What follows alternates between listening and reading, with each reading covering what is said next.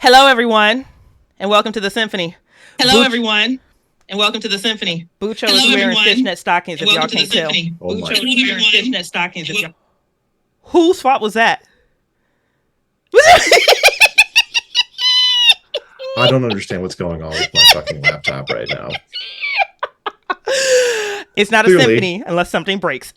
Clearly, the sound is working. Hi, I'm Bucho. Yes, Bucho bringing is you here. another perfect stream. In fishnet stockings or fishnet tops. This is so good. Hi, everyone, and welcome to the Symphony. I'm allegedly a professional. Symphony Entertainment, Gaming, and Arts is my gaming company that focuses on horror games, indie systems. I'm going to try that whole line again, even though this isn't edited. Symphony Entertainment, Gaming, and Arts is my gaming company that focuses on horror systems. There we go. Look at God. Indie games, organic content, and player agency in an attempt to bring a symphonic approach to horror role-playing. If I'm coming off super hyper and distracted, it's because I'm surrounded by glow sticks. Bucho is in a fishnet top, and we just spent the entire pre-show flirting with each other. I am your host, Bridgett Jeffries, and tonight I am a mere partygoer in Juarez, Mexico.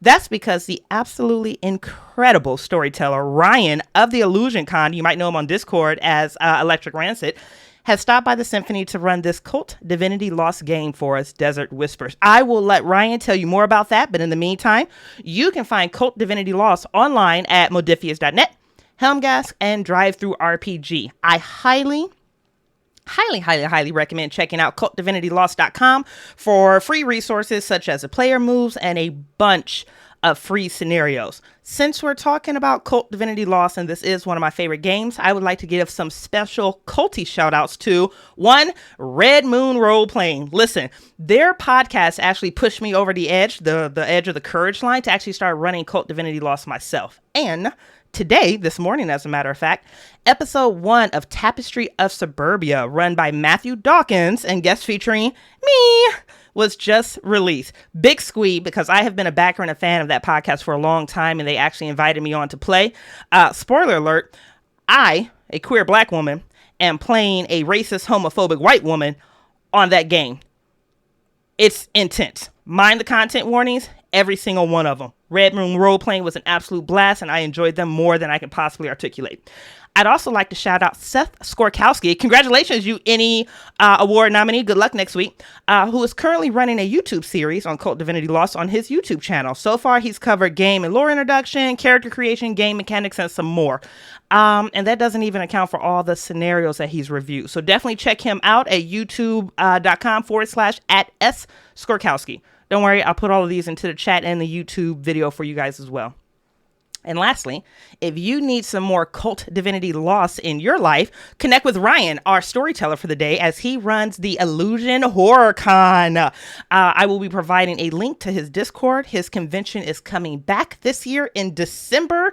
They're already announcing sponsorships, special guests, and you're probably going to see me over there running some games as well, because Ryan is awesome. And again, I really love Kult Divinity Lost. Here is some stuff for you guys. Enjoy those links.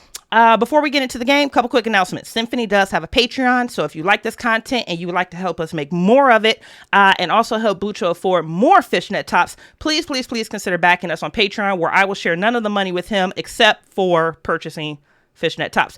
Tiers are fleshed out with everything from behind the scenes content, postcards, free book products, and more. You can back us at patreon.com/Symphony Entertainment. And our giveaway. Y'all know Symphony goes hard with our giveaways.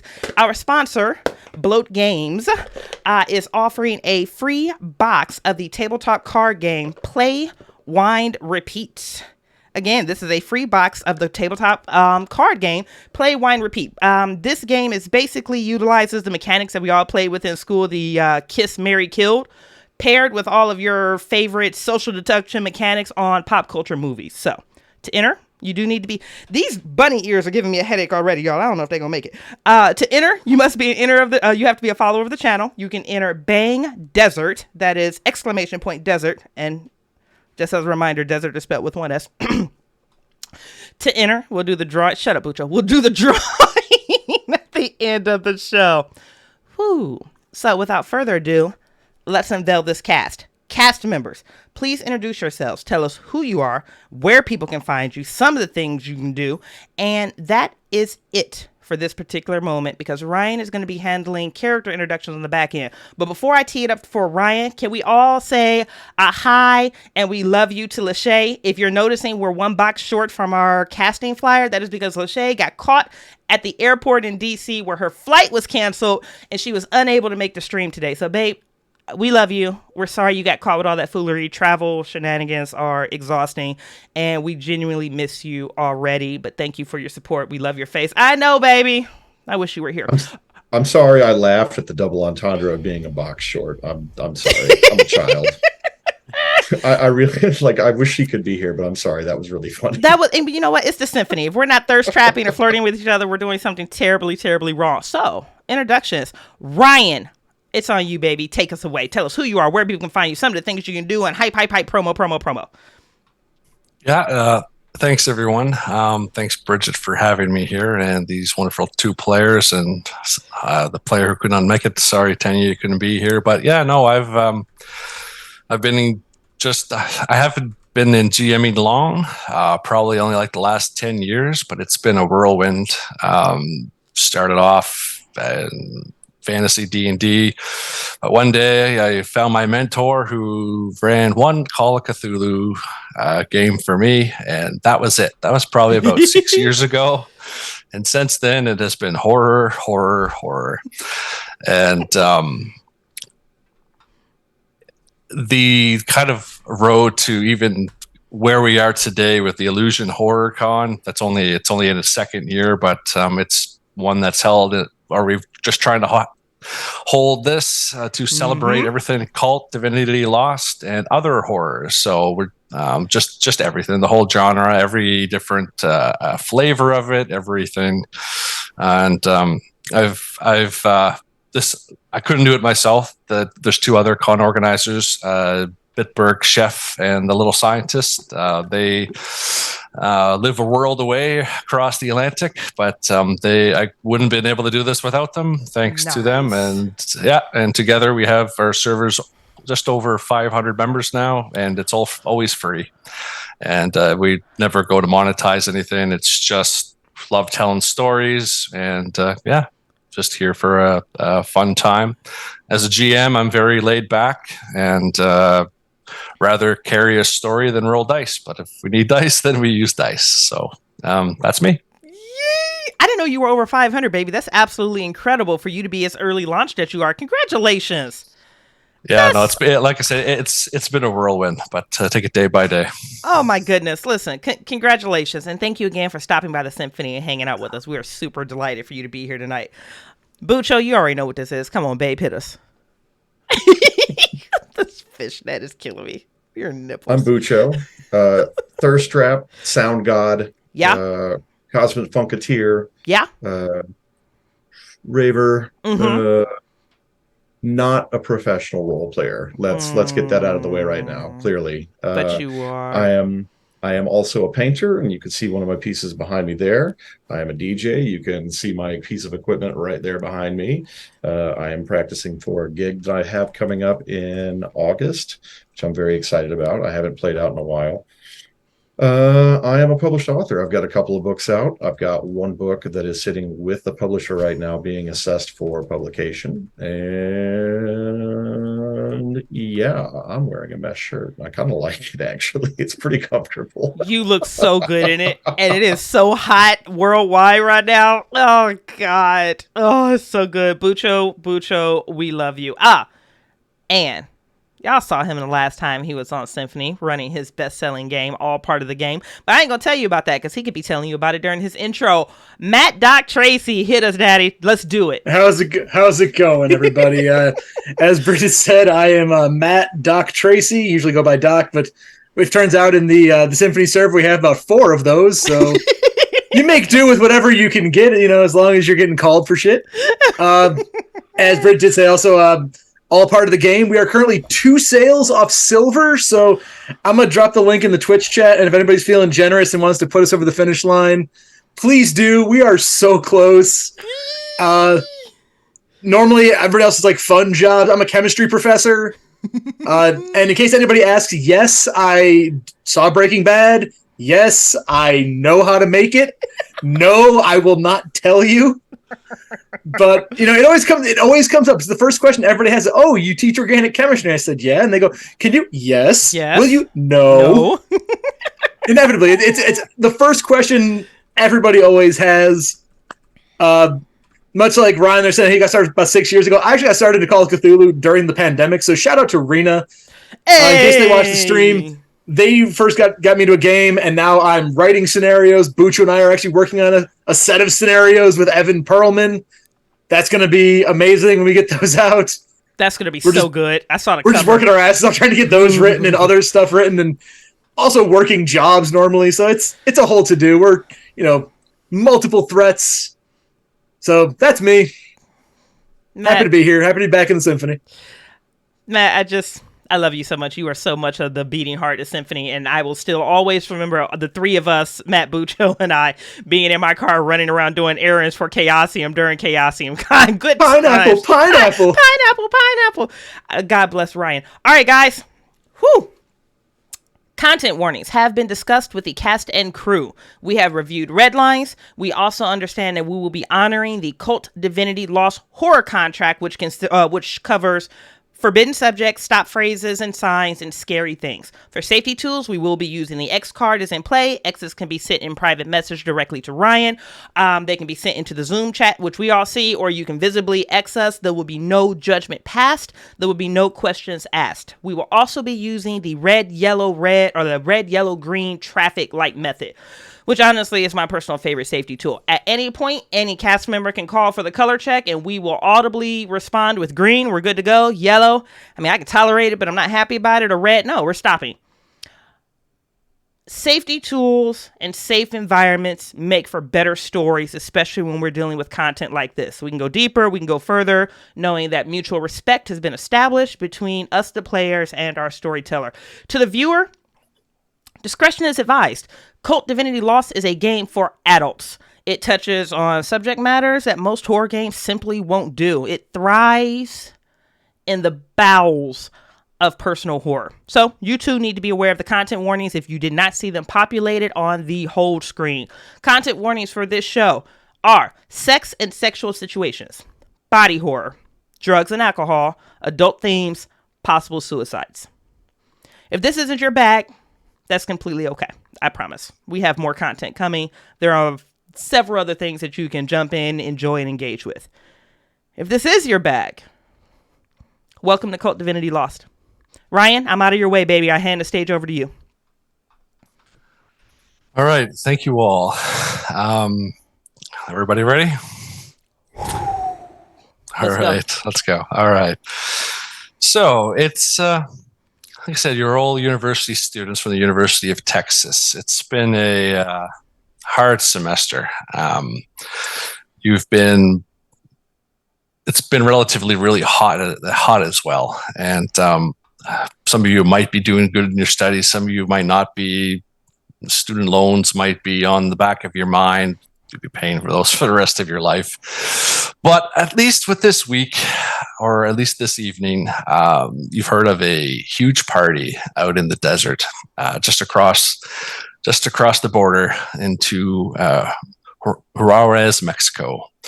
Like I said, it's a pretty avid semester.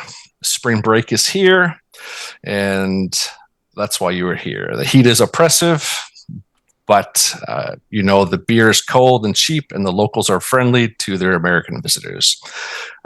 You've heard about this party out in the desert where everything is absolutely, drugs, booze, beer, everything, anything you can think of, it's there, and it's you guys are ready to have just a fun time. You've already made your way over to Juarez, excuse the pronunciation, and you met a man at the bar. His name's Octavio. He offers to drive you there. Clearly, you're not the first group of tourists to ride with him. His rate is a flat $10 per person, and that is absolutely nothing to argue about. Cheap, but $10 probably comes in line with what he actually brings you to the party, and it's it's seen better days. It's an old Chevy Econoline 3500. You're inside. It has busted seats. There's a flat tire taking up the back end. Rust and dust covers the van, even when you're driving on these dirt roads. Holes in the sides, the dust from the roads coming in through. But hey, go and do a free party. It's time to party. Turning it from the once white point to even the color of it. It's seen better days. Once bright sheen white paint has turned to a ruddy reddish color. The radio plays some kind of Mexican hip hop music, as best as you could kind of hear, as he drives you out the lit city into the desert night. It is still a little bit early in the evening, but the sun is on the horizon. It's sunset, and as you kind of see the stars kind of come out into the sky. And as you all sit in this beater of a van on your way to probably the best memories of your young adult life. And this is kind of where we can start with the introductions.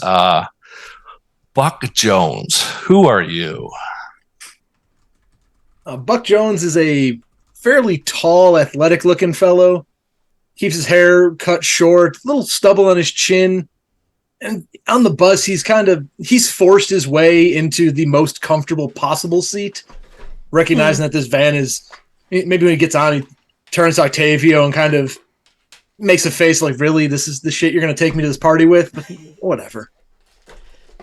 He's got a backpack on his shoulder. He doesn't have much with him, but he's kind of like looking around to people, giving them a look a bit. He's definitely looking for someone as people are getting on the bus. And as he's sitting there in what he considers the best seat, you can see he's looking for Annabelle. Guys, keep an eye out for her. And actually, there she is. She gets in the van. Like you said you were looking for someone. You kind of know in the back that she might be looking for you. She might not be. It's hard to say, but today she might have a glimmer of something in her eyes as she gets in this old rust shit bucket of a van. Annabelle, who are you? Yeah, so I am playing Annabelle Dawson. I am a sophomore at university. I am deep into my women and gender studies major.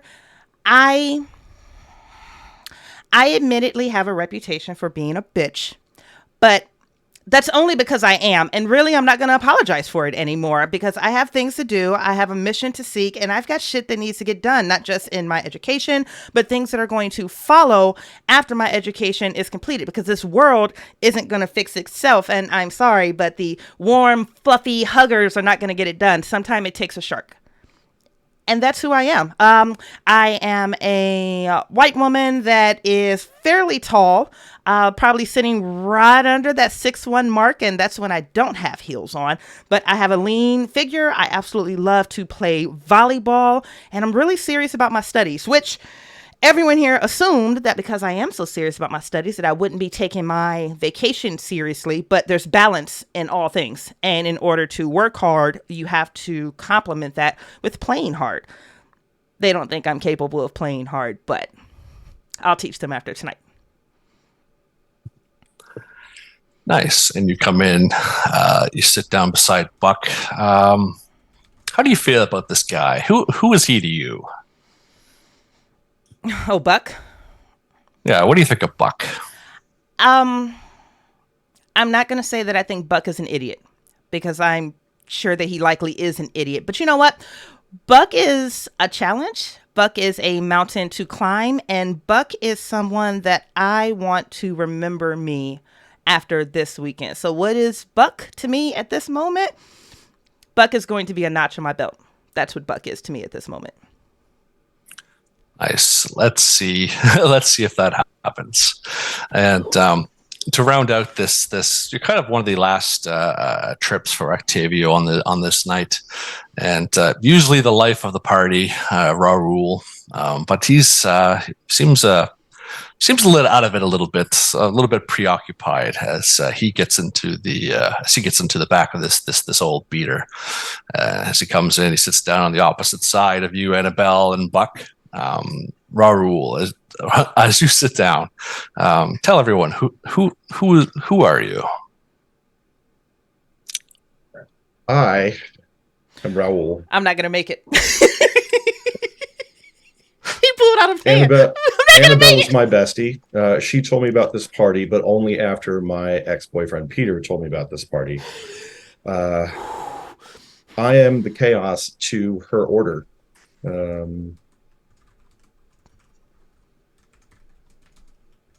Who is Raoul? I'm sorry.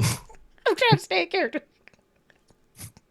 I'm a junior. I'm an artist. Acrylics and spray paint. I really need to. I'm in a bit of a creative slump because Philip dumped me via text, of all things. I'm either going to hit him or hit on him. One of the two. I don't know which yet. Good to meet you. And yeah, that's a good point as well. You heard from both of them. Do you know Peter? He might be at this party, might not be. Hard to tell. But you've scrolled through your socials, your Facebook, your Instagram, and most of the stuff he takes are kind of just like distorted, angled selfies and things like that. But on the one kind of few, you've kind of make out the background. It does seem that he's kind of around the local area, so you never know. You might see this man again. What are your feelings on him? What do you think? Do you want to see him? Do you want to not? Are you kind of still up in the air about that? A lot of yes, a lot of no. I'm very conflicted. He did very nice things to me, and then just left. So I'm feeling a little jilted. I think I want answers. Yeah. Like I would. I don't know if closure is the right word, but maybe something close to it, or maybe revenge. I don't know.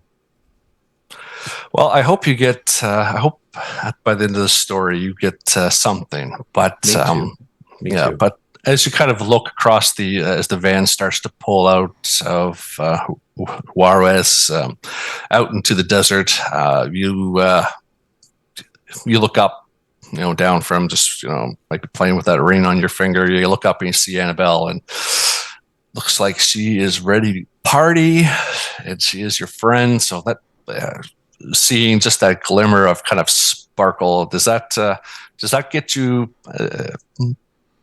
That must get you going just a little bit, get in the festivities, get in just to get some positive energy. How does Annabelle make you feel when she feels like? I get a little amped when I see her get amped. Energy feeds on energy. So whenever she's busy studying and working, I get very bored easily, and I hate it. So to see her ready to get out, I think we're in for a fun night tonight, and I could use a fun night. Something else that he could use are glow-in-the-dark bunny ears, which thankfully she's wearing 2 of right now. So I'm actually going to pull off one of my ears and just fix that directly on Raul's head where it's picture perfect. And then she's going to take a selfie with him because she loves him. And she knows that he's going through. His ex is an asshole. But that's neither here nor there. I just need to get him through tonight. If we can get to the other end of the night, maybe we can start him to healing. I kiss your cheek. Thanks, bitch. You're my favorite. I do know this. And you are my favorite. Don't lose my goddamn bunny ears. And as you two kind of have this back and forth, Buck, you kind of look out the only one back window of this old beater. One side of it, it's a plywood plywood board window, just because, like I said, this van has seen better days. And you look out the one cracked glass one as you see the city and the lights just kind of fade into the horizon. And after about 20 minutes of travel, the van turns off the highway onto a kind of a small side road. Like I said, there's no seats in this thing. You're kind of like sitting on you're just the two wheel wells in the back, and there's maybe a couple old musty cushions and things like that, but you're bouncing around.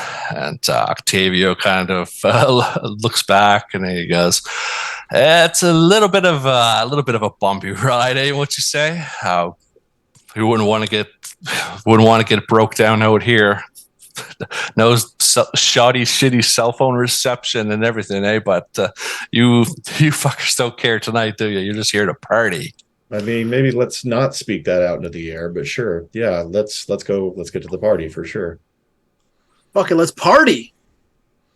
Get this van. Let's just get there. Come on, let's go. Yeah, that's the guy. That's the guy. That's what I'm talking about. Look at his energy. Why you look so fucking sad? Come on, here. And he reaches down beside him and he shoves back a whole cooler. He's like, Oh, the free shit starts here. Grab a Corona, grab anything. Just take it.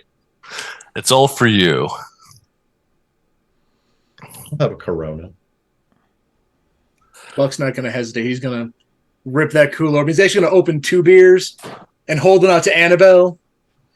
He's going to smile, and you notice like his teeth are just really aggressively white. aggressively white. Yes. Like he has this charming smile he puts on. He's just, "For you." Versus just taking the bottle. Where is Buck sitting in this truck that we're in right now, in this van? Oh, when he was sitting, he was right next to you. Oh, okay. So what she's going to wind up doing is taking the beer, but then inching up onto just like half of your lap. And then she's going to look directly at Raul and wink, take a swig, and, "Hey, Octavio, so I'm assuming you've taken like a lot of people out here to this party tonight, yeah?" Oh yeah, this is my first trip. Yeah, so how does the trip back work? Don't worry. I'll be back in the morning. I mean, I figured you'd be back in the morning. I guess what I would like some specificity on is like, is this multiple trips that you're taking? Like, are we going to have to wait, or? You know what? If nothing else, we can get a ride back with Peter when we find him. Ooh, exes, boyfriends, girlfriends. Great stuff. Yeah, no. I do multiple trips. There's a few of us that haul you university goers back and forth. You'll have to, and then when you hit the van hits this one big kind of like big divot in the road, and Buck, your beer falls all over the front of Annabelle's shirt, just completely soaks her. I'm so sorry. I'm sorry with that. Octavia, you got a towel or anything? Man, fuck it. Handkerchief maybe, and he just throws back this dirty looking thing. I give you my shirt, but He's not peeling out of that. no. And Buck will take the handkerchief and he'll immediately start to offer it to Annabelle, then kind of just start dabbing at her shirt himself. Yeah, and as you do that, Buck, you kind of look forward toward Octavio, and he has kind of like that one hand on the road, and you see that he's looking at Annabelle with kind of long, like he's been staring more than he should, and he says to you, Annabelle, it's like, "Your boyfriend is pretty fucking lucky. Just look at that, just the front of you, everything. You're so beautiful." Do I clock Octavio looking at my best friend? Up to you. I clock Octavio looking at my best friend. I love Bucho. And You get up. I'm going to carry my sloppy ass fucking beer bottle across the van floor and get up into the front seat next to him and be like, "Hey, so how long you been doing this?"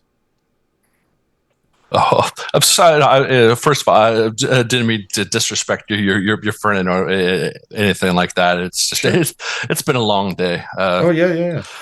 Few No years, worries. buddy. A few years, buddy. A few years. Uh, so what happens at this point? Is this a regular party? Is this a one-off? Is this a what is this? It happens all the time.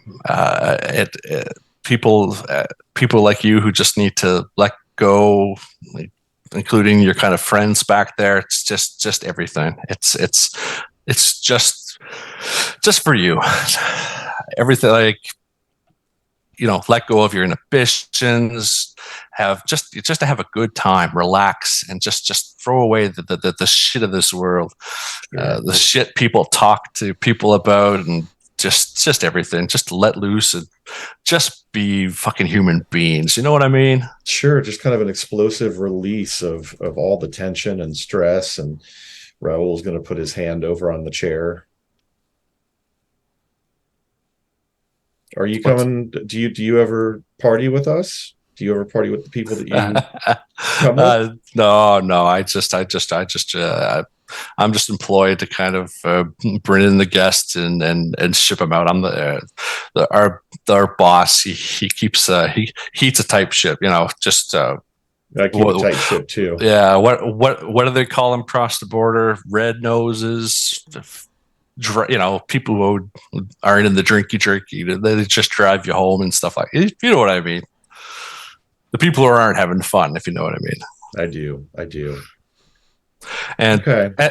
As you kind of been conversing with him kind of a little bit there, Raul, the passenger side door in the front, like I said, there's cracks, and the wind's picked up a little bit, and through the cracks in the window and just the other kind of holes and divots in the van, you know how you get that whistling effect that you usually hear from the wind as it kind of blows through. But anyway, this you think you just hear voices out in the distance or something like that, and you think it's just a familiar voice you've heard before, but just maybe one of your friends from university, and just the only thing that you hear is God sees what you are doing, Raul. Do you think your parents care? Do you think they know? I think they know. How sinful are you?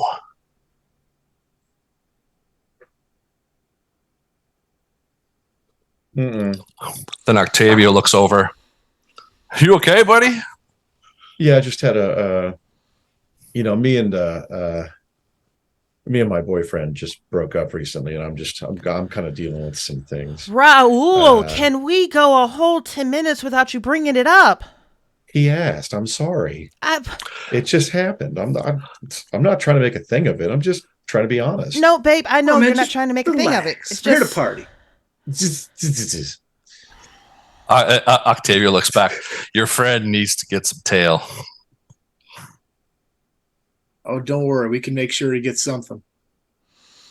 Need to relax, buddy. Forget him. You're here to have fun. It's just kind of driving it. Go back and just we're almost there. And you kind of your gaze kind of goes out to the front, and desert, just the kind of flat desert landscape. You might see some brake lights turn on, off and on, just off in the distance out on this dark road, and you might see some headlights in that kind of cracked back window. Looks like he's not the only chauffeur out here tonight. Interesting. Do I see any like lights off in the distance other than the brake lights, or like rave lights? Do I hear the sound of music yet? Yeah. You're still probably about a good 20 minutes away, but you do see you do see something, and your phone gets a another kind of a notification ding. I'll give it a look.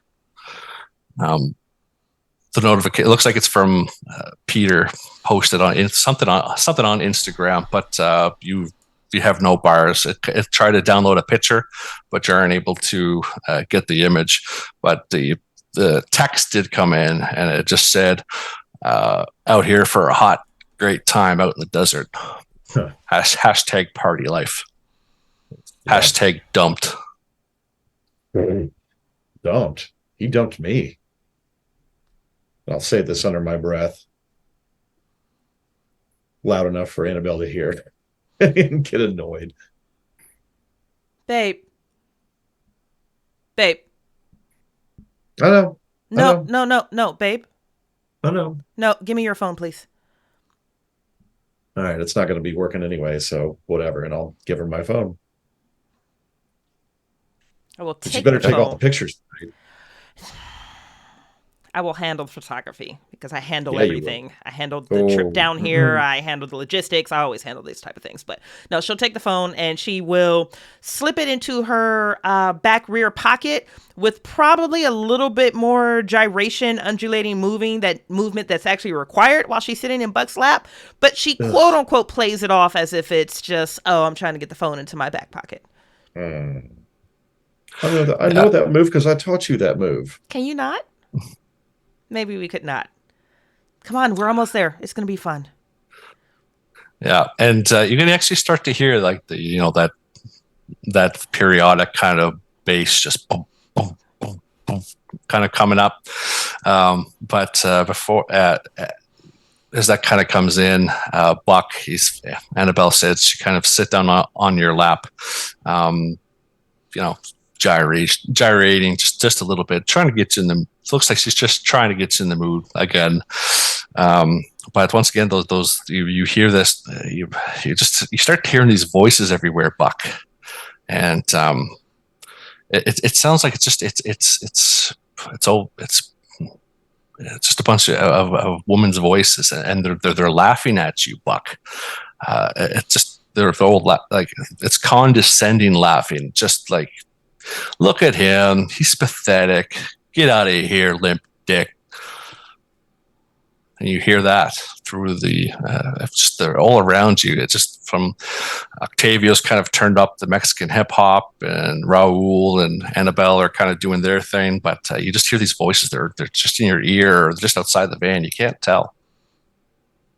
Buck's gonna try to shift so he could stand up as best he can in the van without straight throwing Annabelle to the floor, but definitely standing up aggressively.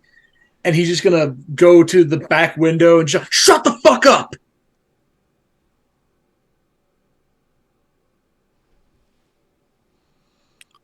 And kind of look around like if anybody else heard that, like, and then he'll sit back down.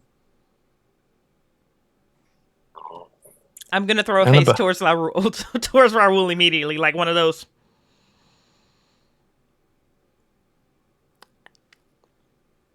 Oh, you're on mute. Oh no, that was us wordlessly talking to each other. Oh, sorry. That's how much Bucho and I play together. Only my second time streaming. I apologize. No, you are doing perfect. That's a good thing. Thank you. It's a Symphony stream. Our audio could have gone out. Nice. And you look over at Buck and it's just screaming, like he's just so uptight. Maybe it's just the pressure of you, Annabelle, and just how pretty you are, and just what's expected, just all that anticipation and anxiety. And just I put my hand on Octavio's arm again and just smile at him. He just looks at you. Guys are fucking fun, man. Yes, we are. And Annabelle, it's just like it's a few moments after all that kind of altercation. Buck, what do? Do you sit back down? Do you kind of collect yourself? Do you just kind of throw it off as just being Buck or doing something? What do you do? He's gonna sit back down, kind of aggressively, and he's clearly a little worked up. And seeing that Annabelle's going to be probably standing, having shoved her off his lap, he's going to kind of just like grab her by the waist and sort of firmly, but not shovingly, put her back on his lap. Okay, nice.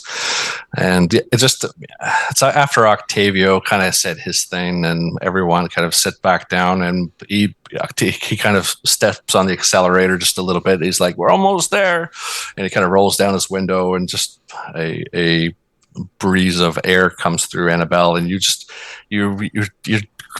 swear you could hear, like, Buck looks agitated. It said he's just outside, but you hear that kind of, you hear just someone from where, like, you hear this voice with a particular, like, southern accent, and it's just, from just back from your hometown. You think you've heard this, you've heard it before, and you're just so used to being just privileged and things like that. You've been people have kind of brought you down, but this one, it's this voice just sounds mean and just outright, like, and you think you can make out, like, you think you're better than us.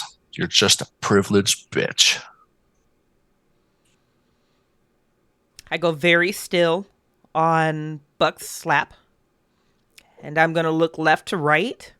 There's no one else in this van, and there's no way she's hearing a whispered voice coming through a moving vehicle that's accelerating.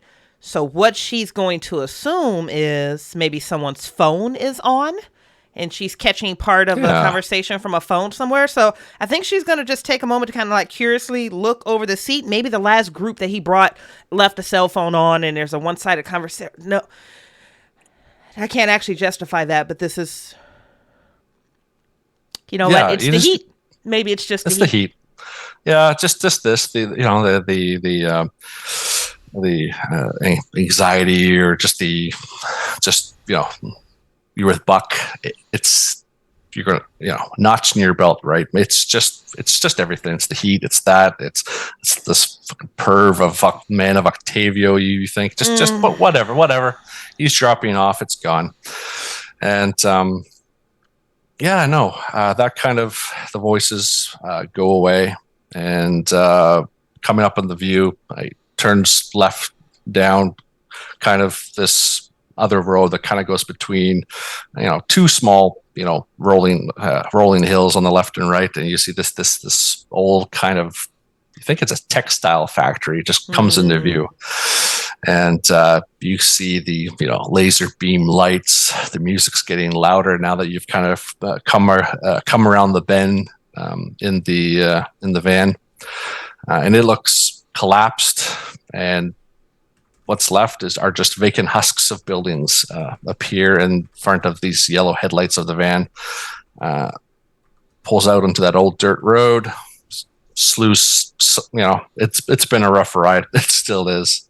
The buildings that you kind of see, they passed, slowly by as Octavio kind of navigates and slows down. This is one of those kind of, old kind of ghost towns where you see everything's kind of dilapidated and falling apart. But at the end of this, all these old structures on your left and right, your gaze and everything is just kind of drawn to this party. And you can see people walking in, and it's just like you could feel it in the van, and it's just like that, like the noise and everything. There's the fucking party. The van goes through a large fence, emerges on the right, just past the last building. You look out, it's a chain link perimeter is topped with rusted barbed wire. Sections of fence are missing or rolling up from the corner. You can see many vehicles parked just behind it. A gate is open beyond it, and you can see a hulking shell of the factory. Light gushes out from the open door, shines in the multitude of colors from the skylights and upper windows. Octavio drives you past the gate, and you see rows of cars pulled up in the fence on the other side as well. For the most part, they are just covered from dust. Like, dirt and dust from some of them further down look abandoned. And you see a sign as you kind of drive by. It reads Majuri's Textiles. The van pulls up to a large double freight door, and you can hear the loud music from there. The lights within spill out in a cone over the sand. Beyond that, the cars and gate are nothing but silhouettes in the darkness. And Tavio stops the van. He just goes back, looks back, and he's like, take another beer. Like I said, it's all free. Have a good fucking night. Thanks, Octavio. You're a strange one, but I think I might like you. Like you too, buddy. Like you too. I hope you find something tonight. Me too. Me too, buddy. Hey, Octavio, quick question. What time do you start making your pickup rounds in the morning? As soon as I'll be here around 5:30 in the morning. Okay. And just to ask the storyteller one more time, it was $10 a person, right? Yeah.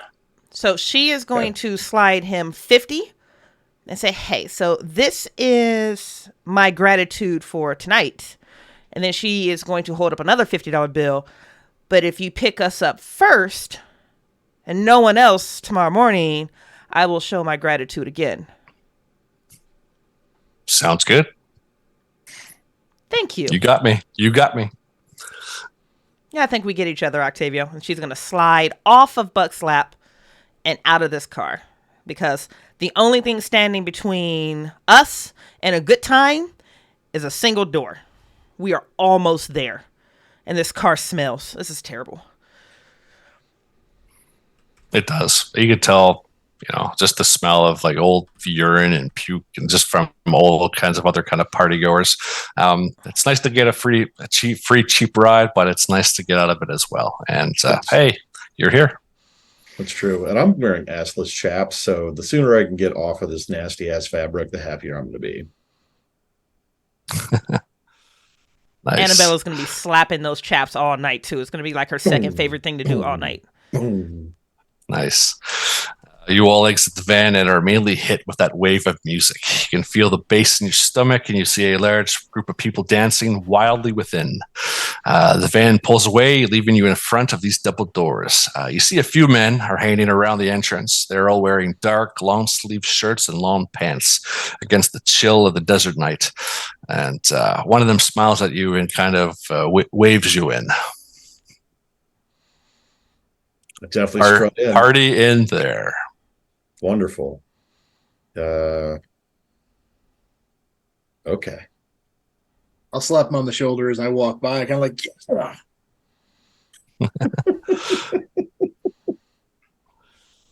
and the actual where the party, it's a little bit further in, where these kind of double doors kind of stand. There's this it's almost like a little bit of a open hollow shell area first, just where where things could have been stored before. Maybe it feels just cold and old and just hollow shell. And we see other people. Yeah. Oh yeah, I don't. Beyond that kind of first kind of empty room it's kind of you see kind of two big sliding doors that kind of rest on rails, kind of like barnyard doors, but big steel, well maintained. And you can definitely once you get past this kind of 6 foot tall guard, kind of look to the side, and you see the lights, you see people just there's no room, but people are jumping up and down and having a great time. What do you do? I switch my lights and I get ready for something else. Yes. Trying to get myself psyched, trying to rage. So I'm going to strut in and I'm going to try to catch eyes, and I'm going to try to look for Peter. Oh, God. Whether it's my Peter or it's someone else's, okay? Oh. Annabelle and Buck, you just see Raul just kind of go and take off. What do you two do?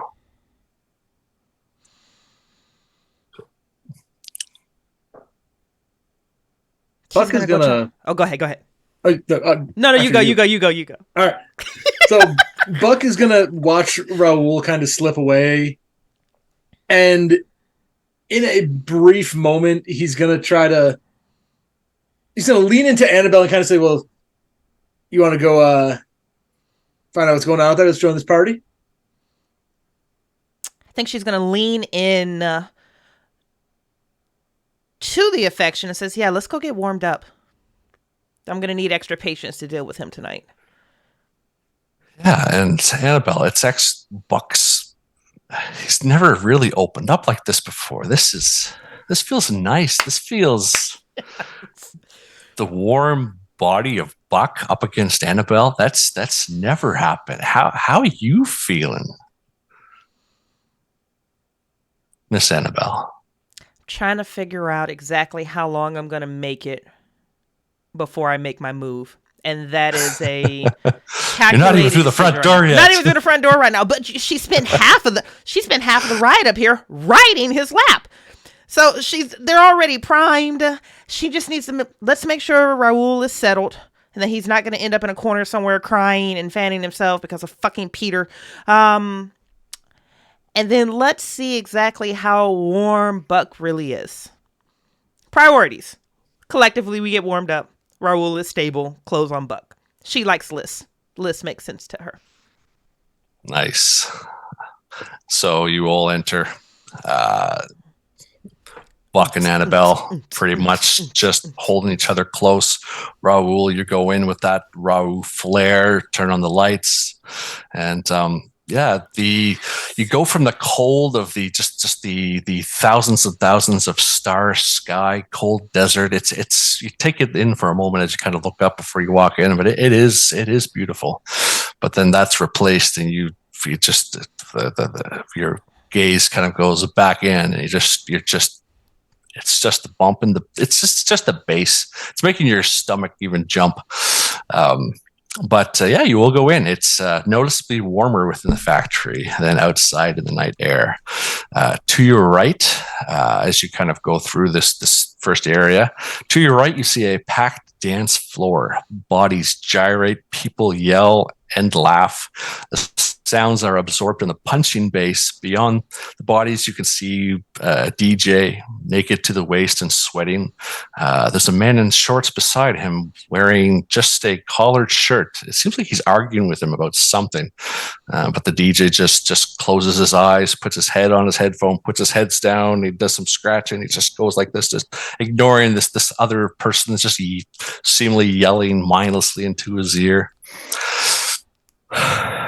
You look to another group. There's a woman. She looks up from the table, green dress, unbuttoned in the front, revealing this elaborate lace underneath. Her nose and mouth are dusted in cocaine. She steps back and just rubs across her face. Her place is taken by a man in a suit. You see people walking around with bottles of alcohol in their hands as well, and all others drink from those red Solo cups. There's another area beyond the dance floor that seems to be blocked off by a big shower curtain. Like you have the dance floor. This is just straight from where you guys are kind of entering on the other side. Looks kind of different, but as you kind of stare that way, as you look, a woman comes out buttoning up her pants, and she wipes off her hands on her thighs, and she walks off into one of the dark corners. Bathroom. That must be the bathroom. Is it? Can't tell for sure because there's these big, heavy, kind of like not very translucent, dirty curtains hanging down from the ceiling. But you see feet. The only thing you see is maybe feet walking back and forth and holes on the ground. That's about it. Yep. No pooping in the cocaine room. Okay, guys. Exactly. Yeah. But yeah, no, and like I said, she goes off to one of the dark corners and other corners, and any semi-secluded space. There are pairs, threesomes, and other groups of people withering in various states of undress. The moans of ecstasy and desire are just lost in the beat as you're just taking everything in. Amid in the chaos rises a rickety metal off to the right, amid all the chaos, rises a rickety metal staircase. Looks to be to a second-story office. Two more men flank the lower landing in dark shirts and jeans. The door to the upper office is closed, but there is a light on the inside. Occasionally, you see a shadow moves across the window. And you were here. DJ's pumping out hit after hit and you just see this endless supply of alcohol and drugs. You see some tables packed along the side, some other kind of tall men dressed in those kind of, like you've seen at the guys at the front, and they're just, people are going up. They're saying, some look timid, some look like they're just don't give a shit, and they're like, give me that, I want some of that, and they're just like passing it out like candy. And yeah, Raul is going to be walking around sipping on his Corona, kind of gauging who might be down for something, whether that's playtime, or whether that's Peter time.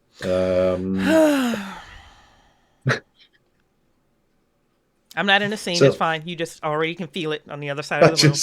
It's like, oh, I can hear that bitch already. Right. She's not even in the scene, but you know. Woo. You know. I do know. Yeah, so I'm just walking around. I'm looking for the different groups, seeing who, might be looking for another person to kind of join in. Maybe somebody's got some free drugs. Maybe somebody wants to make out. I don't know. Okay, you're doing that. What are the other two doing? What are Annabelle and Buck doing? I think Annabelle was momentarily extremely distracted by green dress, open front, lace bra, cocaine girl. And she's going to put herself in front of Buck, wrap his arms around, and she's going to lean back and whisper in his ear, redhead or brunette? Redhead. Okay. Find us a redhead, and I'm going to find something to keep us going. All right. Don't go tell me twice.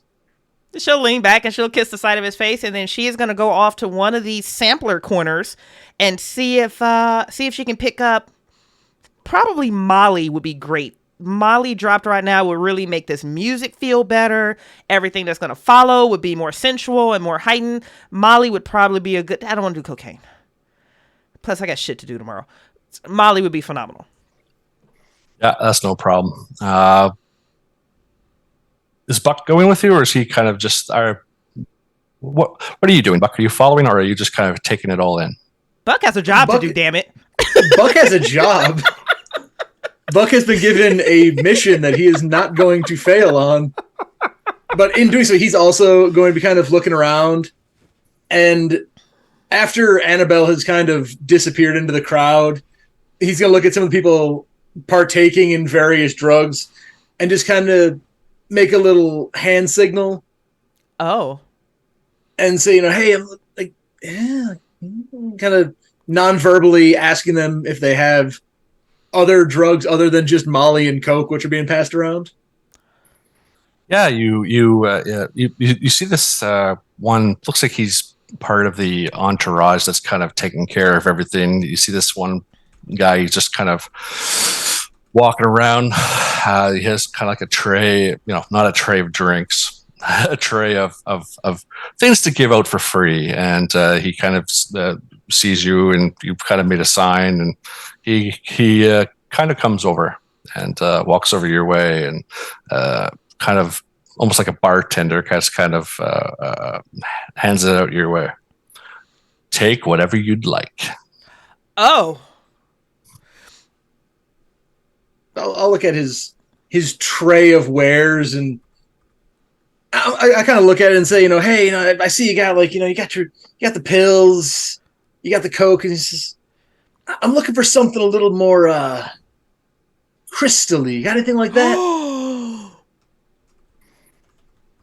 He goes into his pocket and he takes out a little baggie, and he gives a little flick. The good stuff. for you, and he just kind of puts it down in your hand. Buck will go for his wallet, kind of like he'll look at it, take a little shake, and he'll go for his wallet. Nah, it's all free. Don't worry about that. Don't worry about that. Compliments of Cesar. Don't worry. Just have a good time, man. Have a good time. And Buck will slip a hand into his backpack and pull out his pipe and say, "Well, compliments to Cesar." Cesar, and he puts his hand in the air. Nice. From the other side of the room, Annabelle can just hear my eyes roll on the back of my head. Told you, bitch. I told you. I feel a disturbance in the forest. My best friend is irritated with something. Yeah, no, and Annabelle, you hear eyes roll as you're kind of going through. You're trying to push your way through because you see something interesting on the other side of the dance floor, and this guy gets in your face, and he's just like, he's smiling, he's just like, it's really hard to hear. Like he's probably about 1 feet away from you, but it's because the music's so loud. It's just one of those situations where he's yelling, but you're just like, what? I'm going to give it one more pass before I just go like, oh, you're cute, and move away from him. Like, what? No. My hat. I lost my hat. He gets right up to your ear. I lost my hat. Did you see my hat? No, I haven't seen your hat, but I hope you find it. Are you sure? It's a lucky hat. It's usually very easy to find, but I can't. I just dropped it somewhere. Excuse my coughing. And I just make the shrug, hands up, like, I don't know what you want me to do about your lucky hat situation, good buddy, but that's pretty much what she's giving you. If you find it, please let me know. It's very special to me. It's luck. It's a baseball cap, Chicago White Sox. Yeah. I'm sorry, it's a who? Chicago White Sox. Yep, baseball. She's never going to look for that hat. Okay. Good luck. He just kind of gives you a big thumbs up as you just kind of go through and just be like, oh my, what the fuck was that guy on? The number of times I've had conversations similar to that at actual raves is like legion. Nice. Okay, we'll leave. You're still trying to kind of push your way through, but we'll go over to Raul here for a sec. What were you doing again? Works too. I was looking for groups to play with, or get substances to play with, or both to play with. Okay. Yeah. You might have stayed along the periphery for a little bit, but your gaze goes to this man, this built kind of like that 90s tribal tat, but it doesn't look too bad. Muscular, sweat. He's just, there's this, you just look and your gaze just goes because he looks like your type maybe. But there's just something special. Girls try to dance with him, but you can just see like they try, but this guy is just, you can just painted self-involved, and he's just, all about it. Just his body's glistening. He's in a pair of trunks. He's just into himself. Perfect. What do you do? If he is dancing towards a specific direction for a long enough time, I will go and stand like 10 feet away, right in his field of vision, and just shake my ass. I won't even look at him. I'll just shake my ass and just dance. I'll just dance by myself. In assless chaps. That ass is popping. All right. All right, that's no problem. like I said, the girls that were trying to dance with him weren't doing too well. But you did see that there was somebody, but just the way the lights and it goes black and just pulse beams of light. It takes a while for your kind of vision to kind of creak in. But you move around. You kind of have like you said, that 10-foot arc where you're just kind of going around, and you see who's dancing with them, and you know this person. Fucking Peter. Well, maybe if I play my cards right, I can kill two birds with one bone. You know what I'm saying?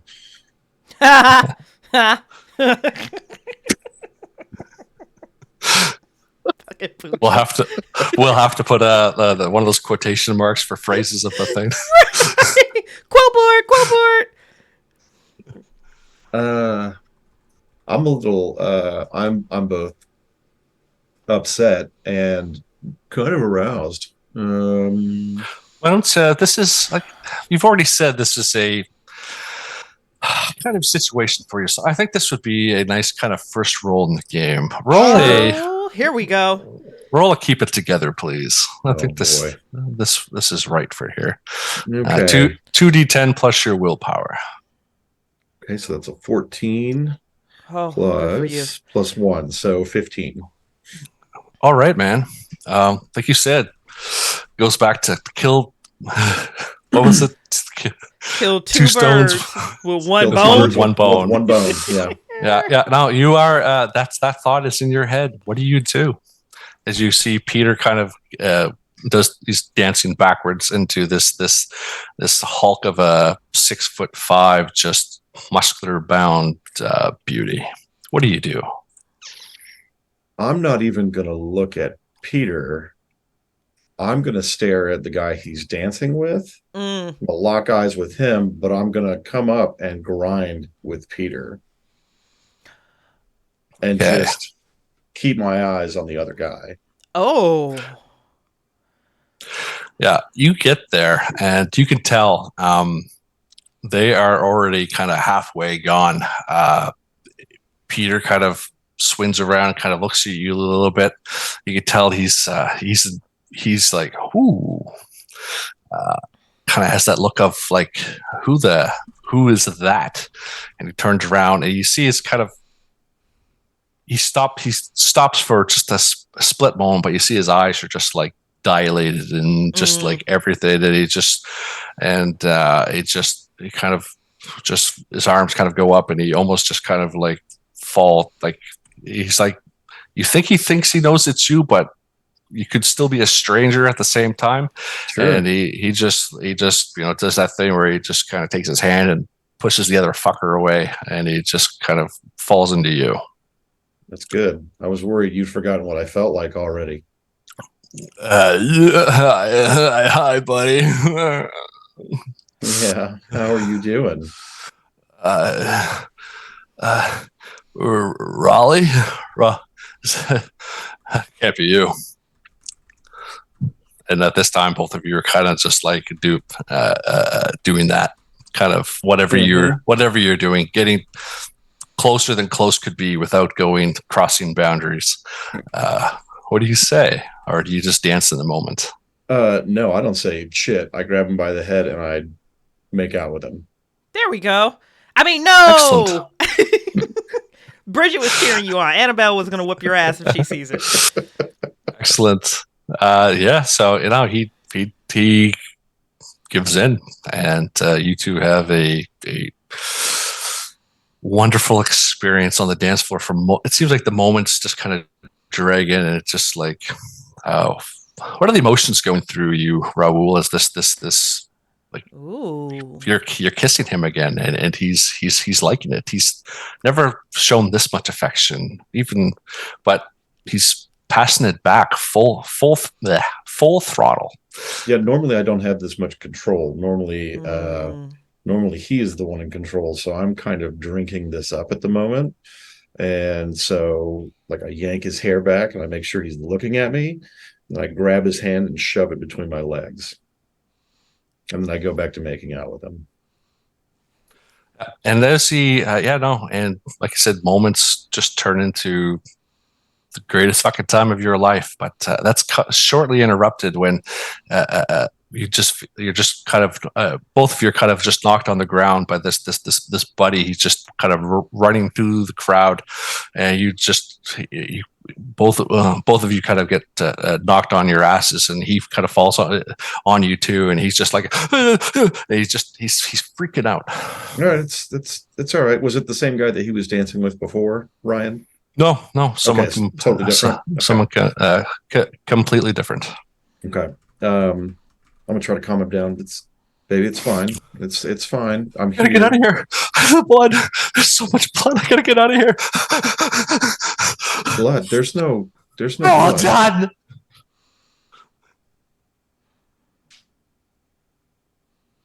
Okay. Well, let's get you outside. Let's get you some fresh air. Maybe sober you up a little bit. And you pick him up there a little bit. Peter, just your attention's not caught. He's here. He's here. But he's just goes back to dancing there a little bit. Says a couple swear words, but you kind of walk him off. And this guy just kind of just starts just like just incoherent mumbling, and it looks like you bring him over, and there's these kind of green beanbag chairs that hug one of the walls, and he just kind of like just pointed over there. And I just need to rest. I don't know what the fuck's going on. Okay. Well, you rest here. Do you need water? You ask him that question, and he just falls, not face first, but he just kind of plunks into this thing, and Okay. just and you just see him kind of. Yeah, go ahead. I see it's going to be amateur hour tonight. Oh, Great. The disrespect. I did not expect to be babysitter as well as love looker. Now my mood is a little sour because I don't like trying to take care of people who can't handle their shit, especially when they party too hard. Like if I have to worry about people, I'm not going to go. And now I got to worry about people. He seems okay. He's off in the corner there a little bit. It looks he might have gone to sleep or whatever, but you just see him kind of like, just kind of talking to himself. I'm going to slap his face a little bit and go, "Nice to meet you. I got to go back to my guy and wrangle his ass. So you stay here, rest up." Yeah. And if you turn around, you look back and you look for, time to get this funky mood back into funk mode. And you don't see him. But like I said, there's hundreds of people here, and the lights, kind of goes to that kind of like goes dark, comes back bright. It's gonna take a sec to find him again. But we'll zoom back over to Annabelle here. You were trying to get through the crowd to find some Molly. Mm-hmm. And you're kind of you're able to kind of make your way through the crowd, and then you get to one of the tables in the back. But this table in the back is close to that corner where Annabelle. I don't know what it does for Annabelle, but you hear that you hear the ass slapping and all that other shit back in the corner, and just how does this make Annabelle feel? Kind of not comfortable, or do you start thinking about Buck? No, this is a vacuum, right? What happens in this club outside of Juarez is never going to be repeated or known about again. So there's something very exciting about the fact that people are here letting themselves go. It's exactly what I plan on doing, because I'm going to show them that I do know how to party and I do know how to have a good time, but there's a structure to it.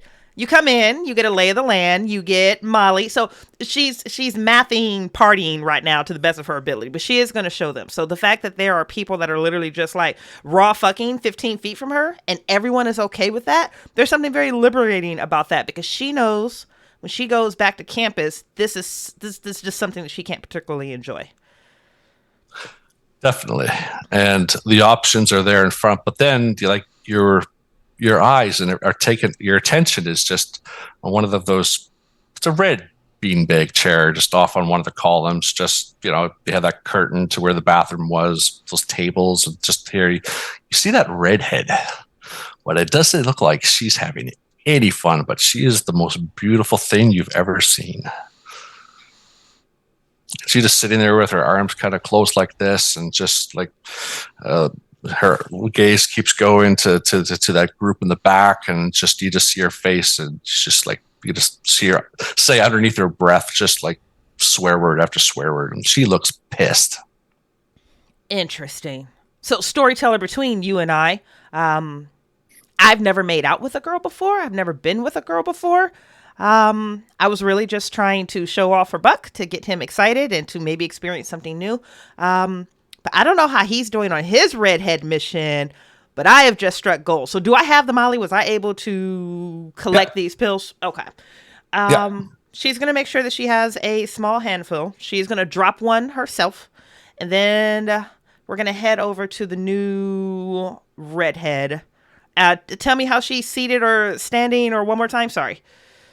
Yeah, no, her arms are just kind of folded like this, and she's just look like she's just waiting for whoever she's waiting for in the corner in the back to be done, and just kind of looking at her phone, trying to look at her phone, going like this, just like we see her trying to get Facebook going or something like that, and she just stops that, and just she's not having a good time.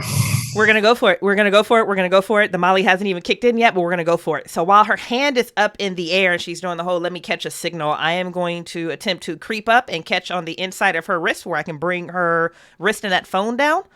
With my opposite hand, I'm going to drop one of those sky blue pills onto my mouth, and I'm going to mouth to her, kiss me, and just hope that this actually works. Because I don't know. It wouldn't work for me if I did it, but I might get lucky tonight.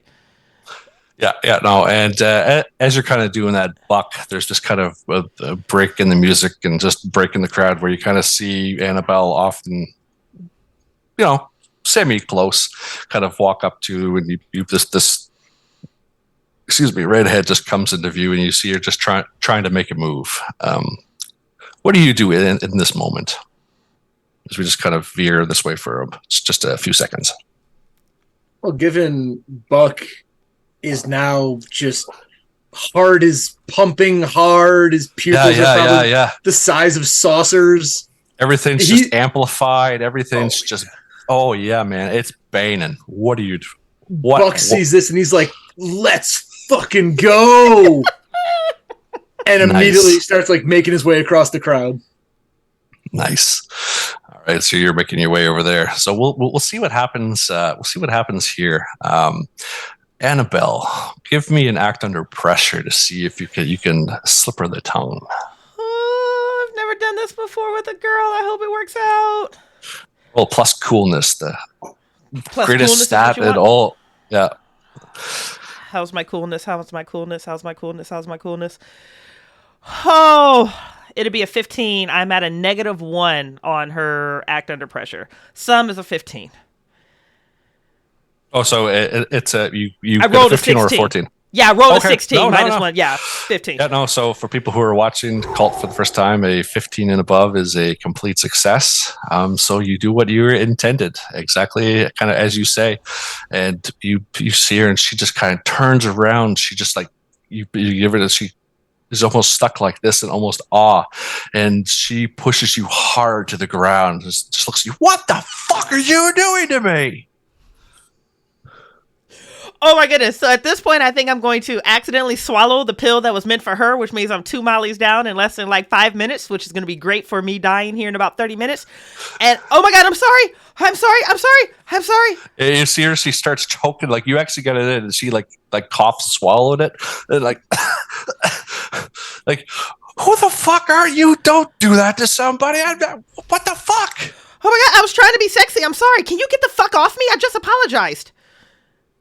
Fuck. And she kind of gets up and just like you see her just like, oh, the fucking idiots who are here.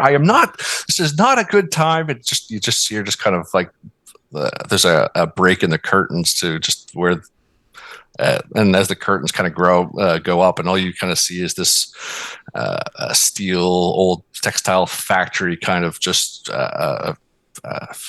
wash concrete floor. There's like pieces of rebar that are sticking up, there's drain holes everywhere. A couple of them are up, and you see people, if you just, using the bathrooms without going into descriptions. It's the waft of the smell that just comes out of there. It's just enough to kind of make you, oh, damn. And you just like, yeah, no, she goes away in a fat. She goes away pretty fast. Even though the music's blaring, you could just hear her swearing her mouth off. And as kind of Buck gets to the action and kind of sees the ending of this, and sees your ass on the ground, Buck, what do you do? He will hold out a hand to Annabelle and sort of kind of strong arm her back up. You expect, like, holding out a hand, he's going to kind of help her up. He's going to kind of yank her up to her feet a bit. Like, what was that about? Should I have said brunette? It's just funny because that just landed in chat from you too. No, I don't know. I thought she was going to be into it, but she wasn't into it. And now I don't know. Don't worry about her. Don't worry about it. And you warmed up? Yeah, I will be soon. Are you? Oh yeah. And he's kind of like shakes a little bit. Yeah, and you just see on his face just this ear to ear smile, and you just tell he's vibrating, and the thought of that bad moment just kind of goes away, and it's like the lights where you just look at Buck, and the lights just seem to go poof, poof, and they're just illuminating him, and he's like your prize, and he's there, and you hear just from the side this blonde-haired girl comes running out from the corner. It looks like she's kind of buttoning up her pants, and she kind of runs over, and she's like, "Oh, sorry about." She gets up very close to you, Annabelle, puts her arms around you. Sorry about my friend. A friend there. She's not having a good time, as you can tell. She clocked you good, Teresa. She tries to shake your hand. This is the blonde? Yeah. You take what you can get sometimes. Hi, I'm Annabelle. This is Buck. Nice to meet you. Yeah, don't mind my friend there. She'll loosen up later on. But might I say, you two together? Because might I say, you look beautiful. Like you look like one of those just strong couples. So, Almost unconsciously, Buck's gonna like flex his biceps a little bit. Just sort of subconsciously. Can I take a selfie with you two? You two look like the fucking power couple, and you're here to have fun. I would love to be with you two right now. And for Buck, selfie? Buck kind of backs out. Like, no, please. No selfies. Let's just let the night be the night. Annabelle's going to slide into that selfie. She needs to pick me up right now. Nice. So she puts her arm around you, and she just turns it around, just some phone of the day, and gives a good click. And it's actually turned out to be a real nice picture, whatever pose you both kind of struck. And she's just, you two want to dance? This is my favorite song. And what you said there, buddy, like, what have you just said? That sounded like a lyric to a song or a song. Are you a music producer? Oh my God. As they're getting out of the selfie, Buck's just going to, the two of you look good together. I bet all three of us would look together, if you know what I mean. Oh, this is my favorite song. Let's go dance. Let's have some fun. Woo! I'm going to look at Buck with that questioning face like, I mean, it wasn't the two that you teed up, but... Buck is going to put his arms around both their waists and just immediately start pushing them to the dance floor.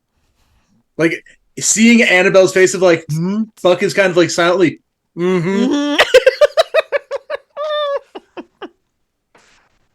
Okay, so Annabelle and this blonde haired woman, you guys are gonna go dance on the dance floor, or wherever she seems to be kind of bringing you. Oh yeah, we're gonna follow her lead. All right, so yeah, no, you folks at this point, Raul was just I don't want to say a distant memory, but he's still there on the periphery of your mind. But yeah, no, you two or you three, you get in close, and the music and everything just kind of takes you away. And you've been dancing for a bit now, and she just goes, I'll show you where I'll show you where the cool shit happens. And she kind of points back, like, so where you guys kind of entered straight through, the curtained off kind of bathroom areas. There's this kind of like sheet metal wall that kind of blocks, kind of makes this a nice kind of dancing area. She goes, come here. We'll go somewhere quiet. I'm feeling you and I'm feeling you. Let's go have some fun. And as she says that, Buck is going to simultaneously just grab both their asses and squeeze. Yes. Woo. All right. So yeah, no. She brings you back to this back area. She was, it's all blocked off, but I was able to just she takes a little piece of it and she bends it a little bit and she kind of gets on through. Annabelle, it'll be a easy fit for you, but Buck, you'll have to kind of go sideways and kind of make yourself go in just because it's not peeled back too much there a little bit. Oh, Buck is going to then make sure it gets peeled back a little more. He's going to kind of grab the curled end and just maybe showing off a little bit. Yeah. Kind of peel it back, make the hole a little bit bigger. And as they look up as he's doing this, he's going to kind of wink. Nice. And she just goes, you're strong. You three kind of end up in this I want to say the old kind of mechanical part of this building, where kind of old machinery used to be standing, are just the kind of connections and beams and bars and everything that used to kind of make it stable. There's this hallway to this hallway that you kind of come out onto this floor. The first part of it it's almost like you're walking on like a gangplank where it's like that steel, and when you're clunk clunk clunk, and as you're kind of walking through there, you hear it's a lot quieter on this end just because you've kind of gone away from the party. But as you kind of start walking, she's holding your hands, bringing you through here. It's like, this place is great. It's quiet and a little bit spooky. I love spooky. Gets me going. But you walk through this looks like it might be the old where water or the old chemicals used to drain down through. Used to fall in here. Then it goes down into an old hallway with multiple hallways, actually. The one main one, and there's one or two that kind of jet off. She's walking you kind of down this way. At the end, you see what at the very end, straight ahead, double doors to the outside of the factory, you would think, just based on where you are. And it's still kind of hard to even judge that because the molly's starting to kick in and you're just like, woo. And Buck, you're just kind of like, it's gotten a little bit too quiet. Everything's kind of amplified and it's just like, it's kind of hard to kind of stay focused here a little bit, but you're still doing it. She walks you down just a little bit more, and one of off to the side, there's this kind of small wooden constructed, has barbed wire, a couple candles sitting in it, and various other, there might be torn shirts kind of wrapped around it and things like this. It looks completely not where, just strange to be in a place like this where there's a party going on, and then there's this rickety old wooden thing with candles and things and barbed wire. Just strange. Tracey, where are we going? One of these rooms. I was able to find one of these rooms in the back earlier. It's like you're going back in time. You got to see it, and you're kind of walking back. She hauls out her phone, and she's kind of just goes to her photos, and you just see like these like looks like an old office, maybe old shag carpets, and just looks like it's something from that was built back in the 60s or 70s. Just that kind of decor. But as you kind of get back to the back room, you notice that there's a person lying on the floor.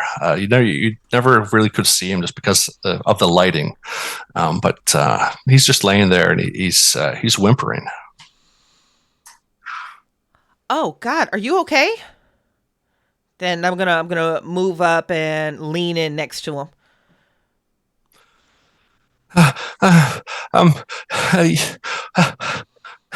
It's like, when you have light shown on you and you've been in the complete blackness for a while, and it's who are you? Is the party still going on? Yeah, the party's still going on. Are you okay? I'm okay. I don't like parties, and I don't like these parties. I'm having a hard time breathing just a little bit. Hey, that's okay, because you're and she has a train of thought, but it just scampers right on out the door mid-sentence. But you're okay now, right? Yeah. And he kind of like, you haven't even got her name yet. She hauls out her phone, and the flashlight kind of on it, and he's like, I'm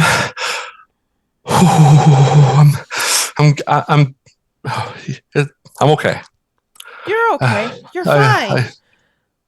Yeah, I'm fine. This party's fun. Everything's fine. And Buck's gonna kind of cut in and be like, "Yeah, you're fine. You're good. You're fine." Yeah. If you want to get out, your door's right there, and he's gonna point to way. the door that we assume goes out, and be like, "Look, ask for Octavio," and he's gonna kind of start pushing her to the door. And he'll even reach into his pocket and pull out $10 and be like, "Give this to Octavia. If you're good, he's good. Just kind of forceful. Just go."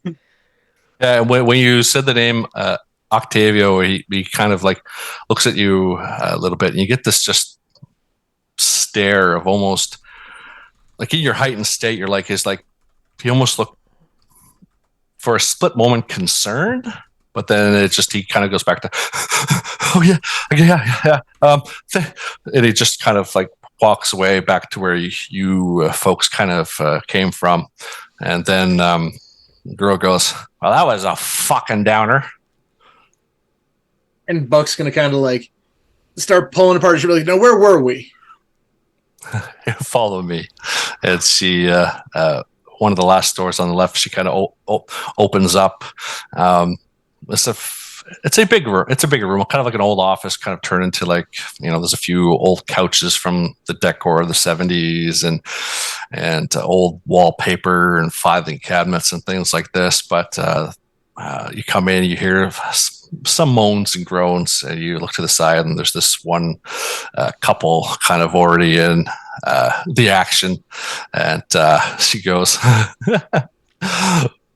"Great, I don't fucking care. You don't care if they look? I don't care if they look.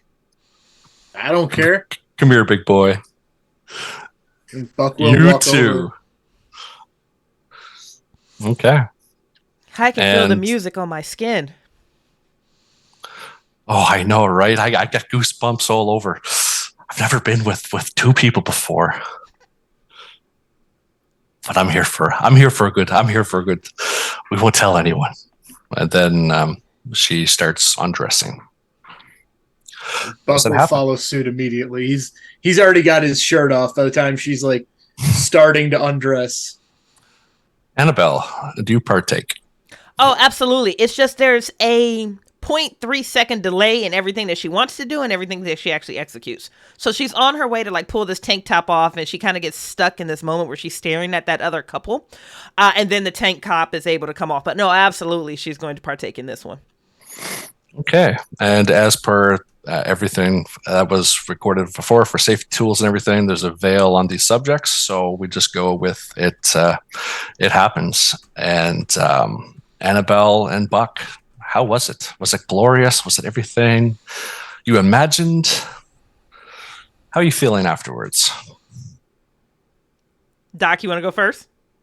All right, I'll say Buck is going to kind of lay there, just his arms splayed out in both directions.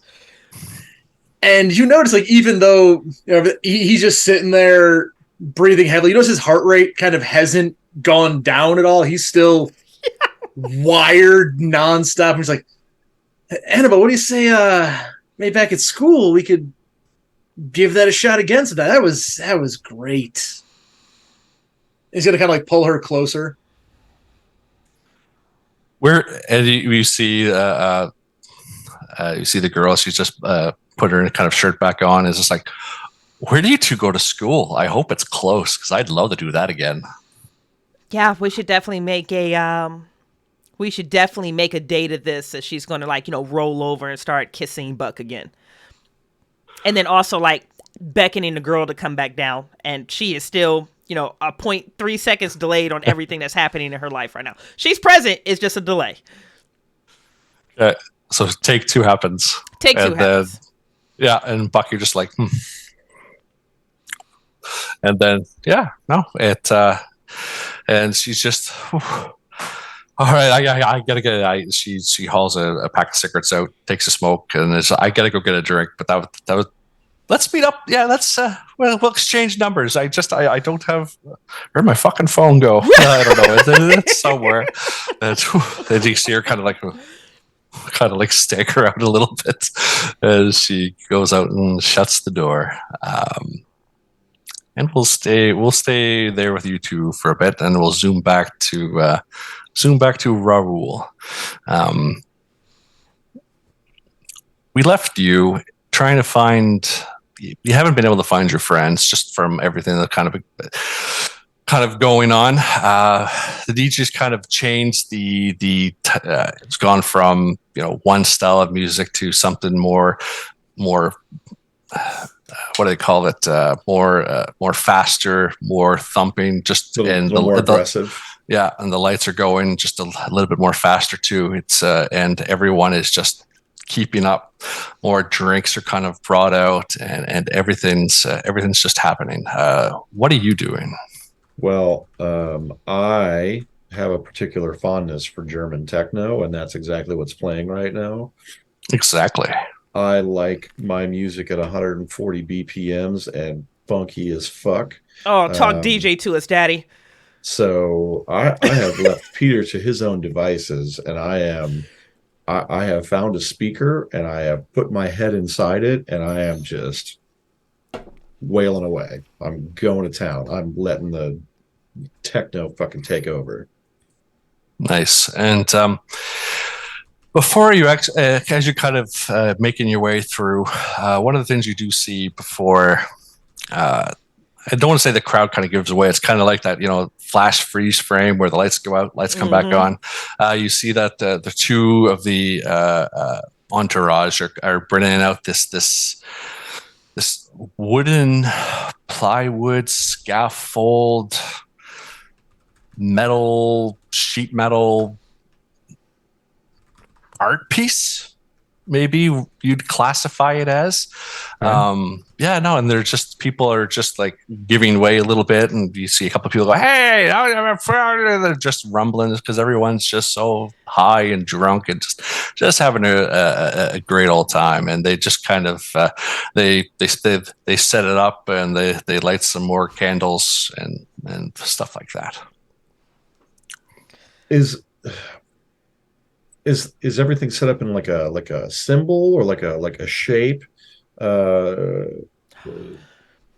what exactly am I looking at? Yeah, there's a base that props up a kind of rickety wooden structure, and if you take your time and kind of look at it, you see that uh, there's this kind of board that's kind of malformed and broke and chipped into maybe what looks like a just like a scarecrow face or something like that.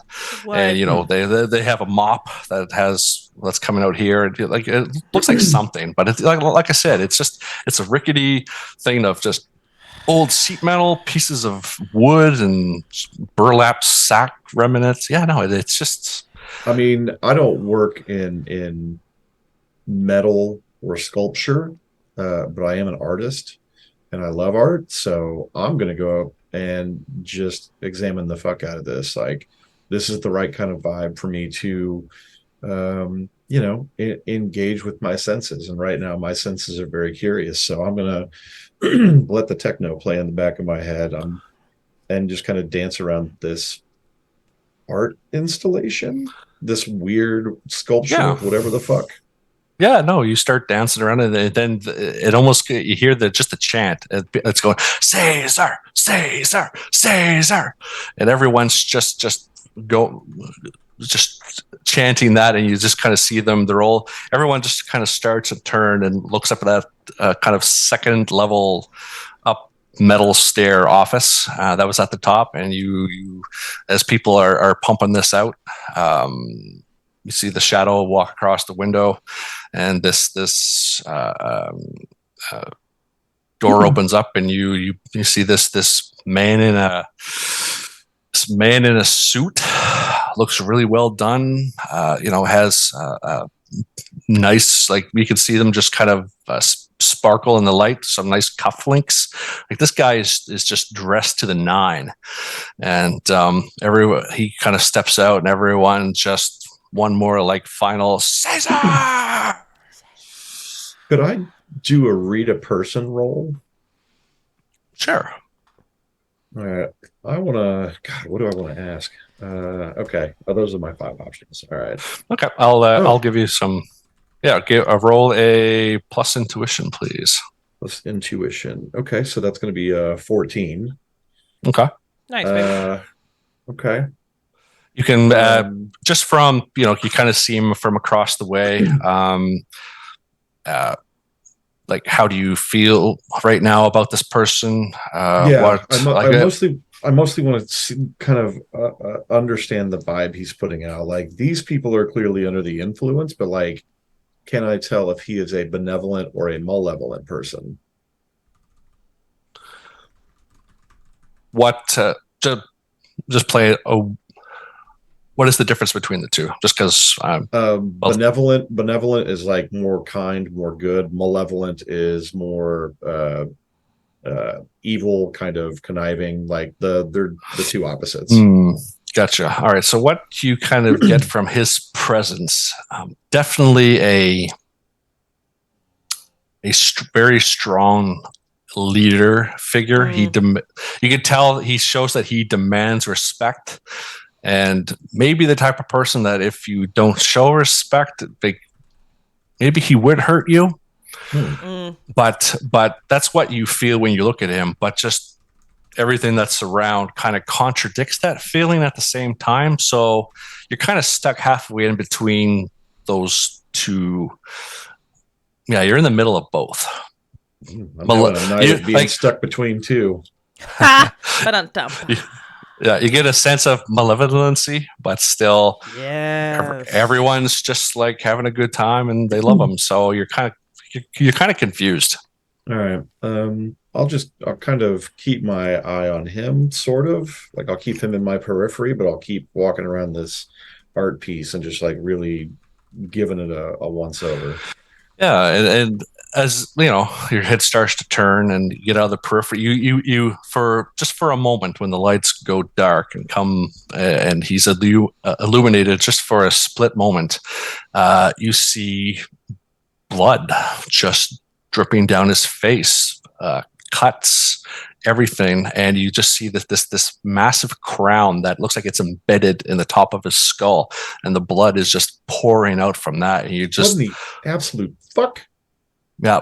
But it's like one of those lights come on, you see it, lights go off, lights come back on, it's gone kind of thing. But yeah. Might it's probably the drugs or the booze or something. Just like you're starting to hallucinate. You might. What's Raul thinking? I think Raul hasn't seen his friends in a little bit, and it might be good to go check in on them. So I think he would walk around the dance floor looking for Annabelle at least. Buck, he could take or leave, but they're probably together unless Buck has fucked things up, which is perfectly likely. So yeah, I'm now actively looking for Annabelle. Okay. Give me.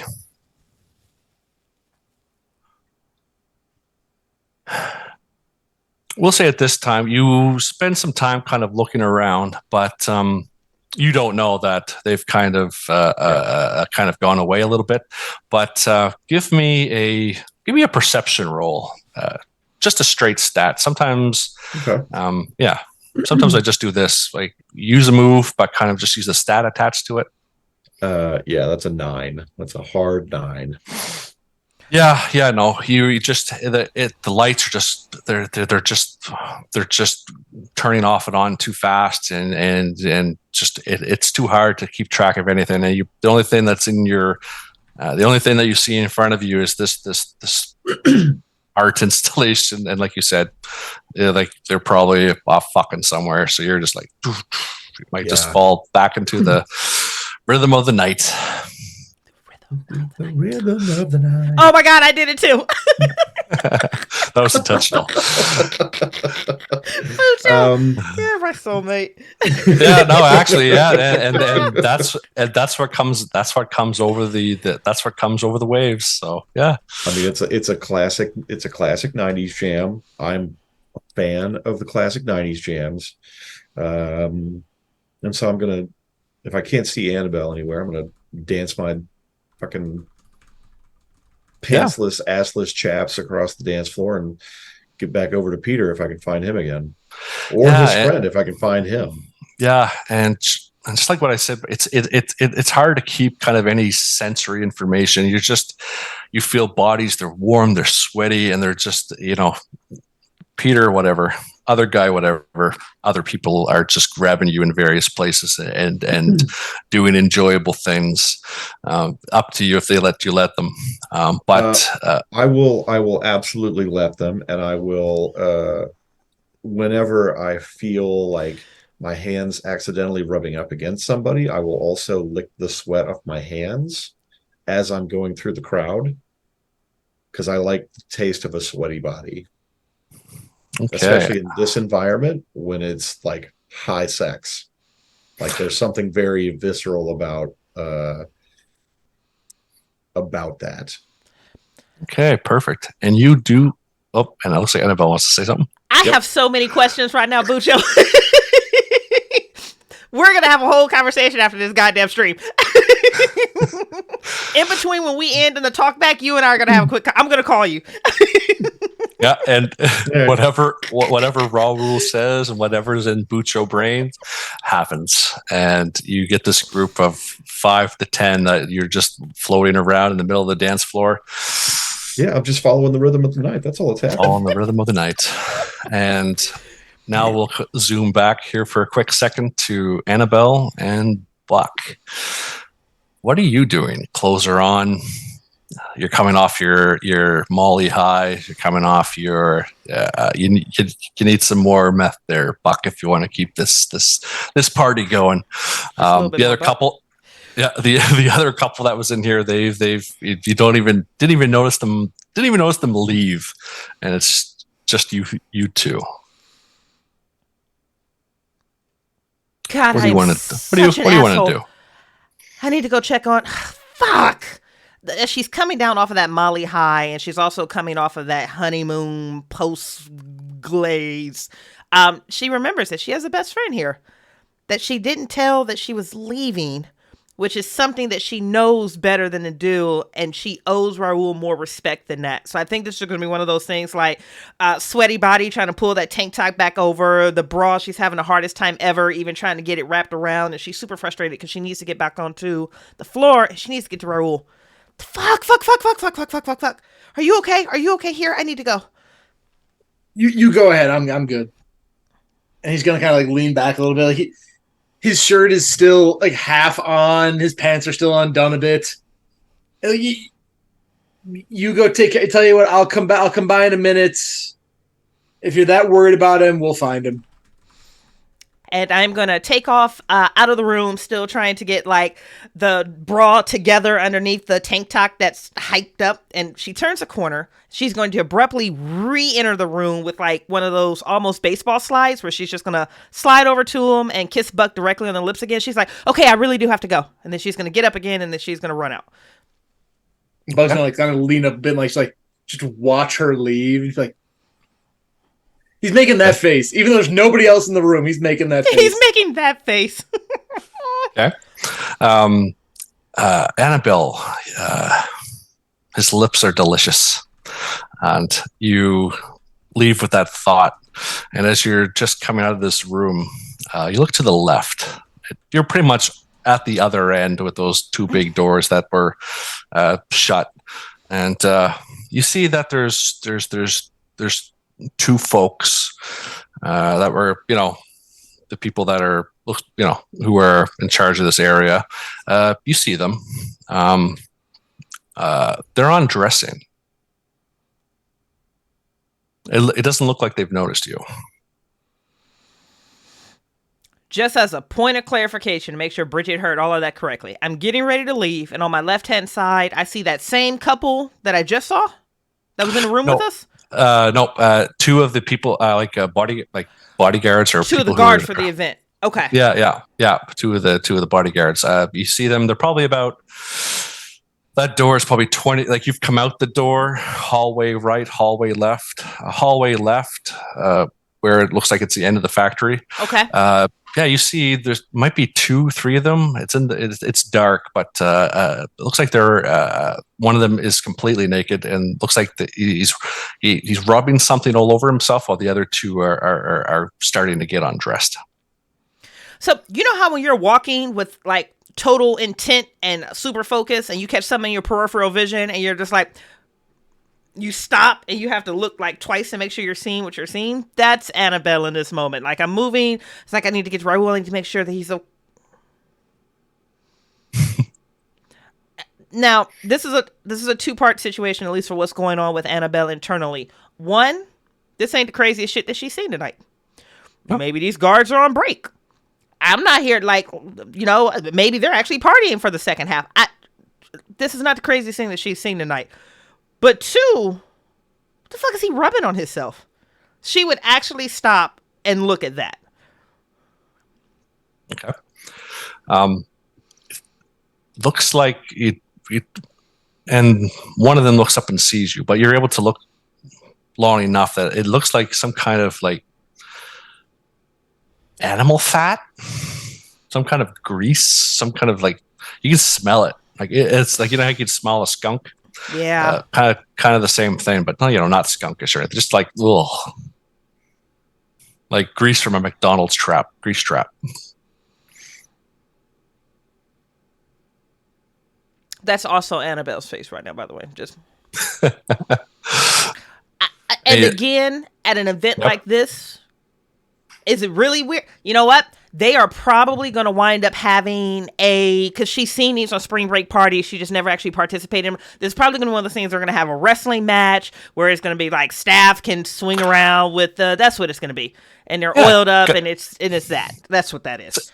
Yeah, it's not Girls Gone Wild. It's Guys Gone Wild. It's Guys Gone Wild. And you know what? People pay less for more. Let's go find Raul.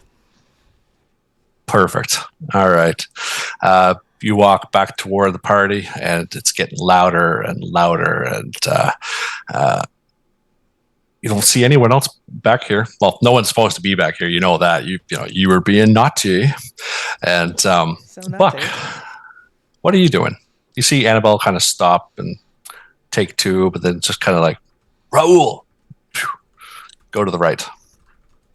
Buck's gonna eventually get himself up, kind of brush off some of the dust, I'm assuming, from the ground, and sort of shoulders and questions like, yeah. Little solo fist pump. And he'll kind of follow her out, but not as frantically. He's taking his sweet ass time. Yeah, you are taking your sweet ass time, but Uh-oh. you have the thoughts to get up and get out, but a naked man shows up in the frame of the door, and he has this mask over his face, and he's completely naked, and he's just wrapped in something, and he's holding a it's not like a hammer mallet, and he's holding it down to his side, and he comes in and he shuts the door. No. Hey, buddy. What the fuck? And then we'll go over to, he starts running toward you with that visceral kind of just like growl, and we'll freeze frame, and we'll go back to you, Annabelle. You make it through the rickety, kind of peeled back sheet metal, and like it, the velocity of the light and just everything, but around like where you are by the curtains, around the border, just behind the DJ, you see this art installation, and it's like, oh, there's Raul. And but then again, you see, like, these people are dressed like, they're in ties and nice shirts, and same thing, just get naked, and some of them are rubbing this stuff on. You see on the other side of the party, you see two guards kind of like closing the doors, and they're wrapping chains around and everything. Oh, okay. Wait, hard stop. Wait a second. Just want to point of clarification. They're wrapping chains on the interior of the door? Yeah. I'm coming down off of this Molly high. This is my level of escalation. Guards getting naked? Wrapping themselves in animal fat? I'm okay. Coming out and there's a weird art installation? All part of the show. Closing the doors? That's great. I draw a hard-ass line with you're chaining us in. That's not okay. Okay. That's the one thing she is not going to walk back. We're not. That's not okay. So if she had hackles, they would come up at this moment, because she doesn't like feeling entrapped or ensnared or like she can't leave.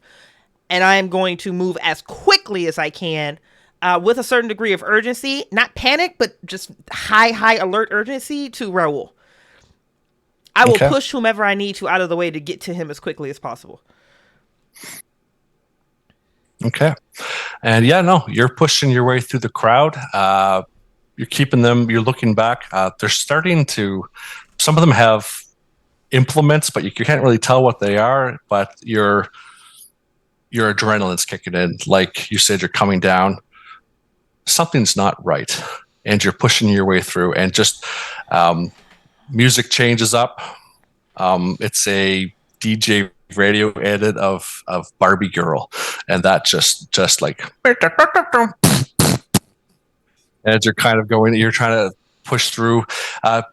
You've never seen Raul pay any attention to this person as you were doing something, but this as you're kind of going through, you push up close to that kind of tribal tattoo, very tall person, and as the lights go on off, and just think of like those things you used to make where it's just like a stack of paper and you see a cartoon go by. It's kind of like that effect, and you just you see this guy head on, then all of a sudden head off, blood just spurts in your face, and like, and it's just like, and the couple people that are beside, they're screaming and just like utter denial as his head just goes, and you see his body just kind of fall down his knees, and this is like a 250-pound piece of carcass, and it's falling toward you. Annabelle, give me an avoid harm, please. What wanna in go the home, guys. entire ass is happening? I want to go home, guys. What in the cinnamon toast fuck? I want to go. I don't want to be here anymore. You said avoid harm, babe? Yeah, plus reflexes. 16. Okay. How does this happen? That's a complete success. As this body's headless thing is falling toward you, what do you do? Or how do you get out of the way? I wish I could say it was something more graceful or exciting than what it is, but I think she's just so intentionally making her way towards Raul. She's pushing people out of the way. She's pulling drunk people past her, but she keeps looking at the doors that are locking all around her. And I think it's just one of those moments where she catches the eye of one of the guards across the room that is watching her watch him lock this door. And it kind of like paralyzes her for a moment where she stands completely still. And that's when it just kind of falls in front of her. It wasn't even intentional as much as it was... Ah! Yeah, and with a successful roll, you see what did this. It's is it human? Maybe. No. This thing looks barely human. All you see is just an amount of scar. There's more scar tissue than flesh on these bodies. They have gaunt postures, boils on their skin that are just like in the middle of it. They're just ripping them off, and you just see pus and everything. And they're like these visceral kind of desert animals, for lack of a better way to kind of describe it. And it just looked like it used its kind of bare hand just to grab this guy's head and just rip it, as everything just kind of rips and dislodges, neck, bone, tendons, everything, as he's just kind of holding up in the air. And you just hear him just like, ah! While in the background, Barbie girl. Raul, give me a perception roll, please, to see if you notice this. Oh my dear God. That's 18. Yeah, I notice shit. I see everything. I'm tasting color. You are tasting color, baby. Sweat and color. Sweat and color. Yeah, you turn around, you see Annabelle, you see this thing beside Annabelle, you see dead body on the ground without a head. What do you do? I run towards my wifey, and I grab her by the hand. I fucking run. I try to run towards the exit, the door that we came in. Yeah. Okay. Sorry, Buck. Like, yeah, no. You try. I don't see you, but if you were there, I'd have grabbed you too. Oh, sorry. You're friendship and love. So you're running toward Annabelle or the door? I didn't catch that. Towards Annabelle first, grabbing her by the hand, and then going to the door, like trying to get the fuck out. Okay, as you try to push through, you see this strong hand try to grab you on the shoulder, and you look back and you just see this it's like a long black chain with like a meat hook at the end, and it's trying to come around and just like hook you like a fish around the neck. What the fuck? Give me an avoid harm, please, plus reflexes. Okay. Ooh, that's another 18. Oh, thank God! But you guys are doing just great. What happens, buddy? Raul is dexterous as fuck. Yeah. Normally, I would not be wearing pants that allow me this kind of movement, but with assless chaps, there's a freedom, both physiologically and emotionally. And the music is just powering you up. And so, Barbie girl, like a movie scene, Raul kind of goes limbo lower now. Here we go. Underneath it, and like almost like Neo, but he's still moving forward, and he just kind of sees the chain go over the top of his head as he's still got Annabelle in his hand. And he's like, we got to get the fuck out of here, because that is crazy. That shit is crazy. We're not tripping, right? Like, it's not the drugs. I don't know what's happening. He pulled his head off. How did he pull his head off? He pulled his head right. It's not physically possible. All right. Roll. Keep it together, Annabelle. I don't want to. I feel like I gotta keep. I gotta roll that too. Yeah, well, both of you, please, and then we'll go into buck mode here. Holy I shit. got 10. 10. Okay. Yeah. We'll do you first. So 10 is a semi-success between 10 and 14. They usually pick a condition that knocks down your stability a little bit, but it's always the player's choice. So angry, sad, scared, guilt-ridden. I'm freaked the fuck out. Yeah. Okay. All right. I'm a little shaken. Yeah. All right. So we'll say scared and just take a tick on your stability mark. I think that kind of brings, if I remember that. Yeah. So you come down to uneasy, unfocused. You're stressed. You're stressed. Yeah. Just a little bit. All right. Just a little bit. Move it. Oh, that comes on next. Oh, like to move it. Nice. All right. Yeah, no, you do that very gracefully. Buck. This naked thing is standing there with a hammer looking at you. Looks like it's about to run full force at you. What do you do?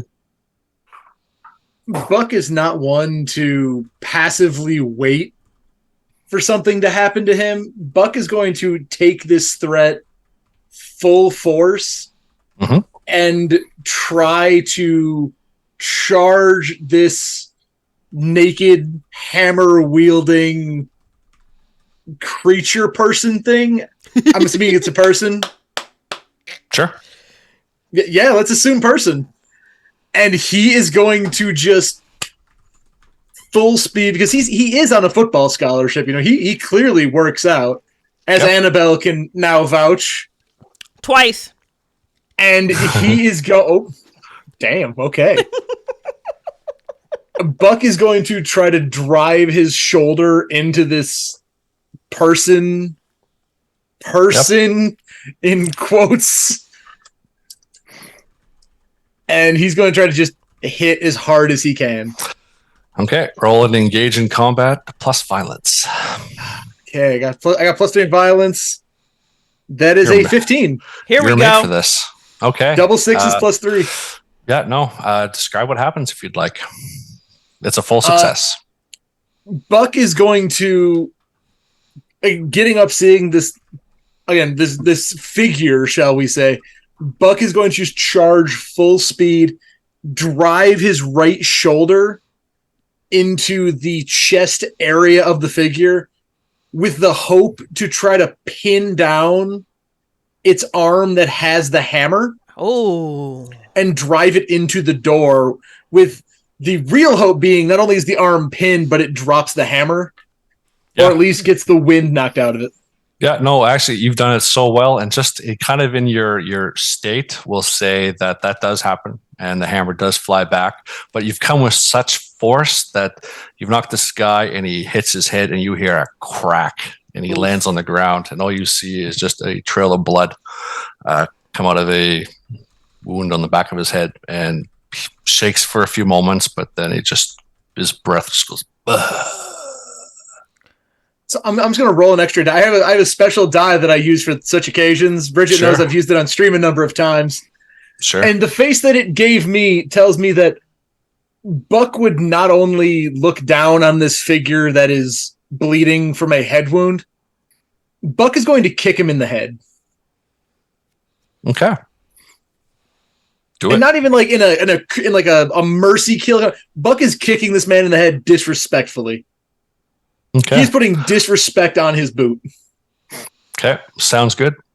And this is good. I'm happy for Buck.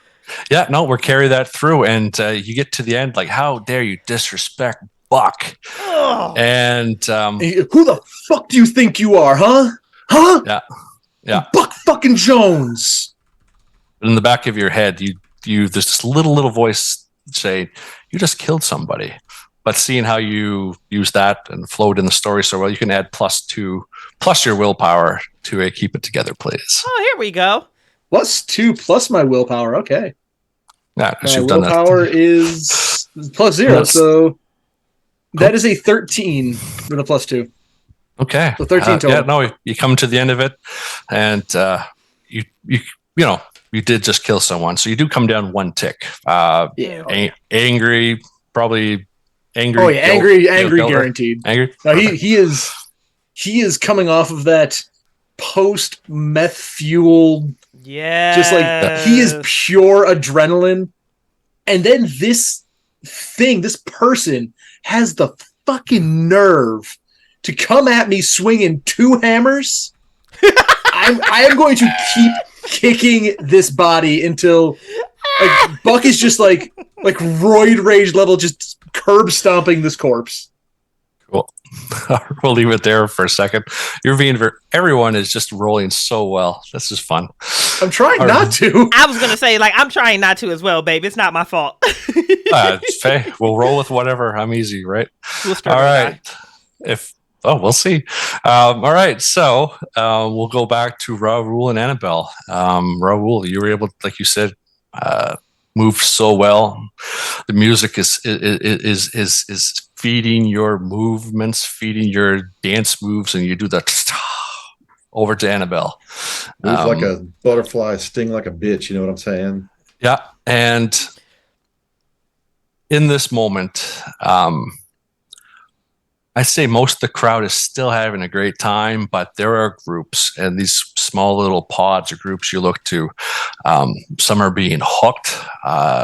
Some are heads are being chopped off.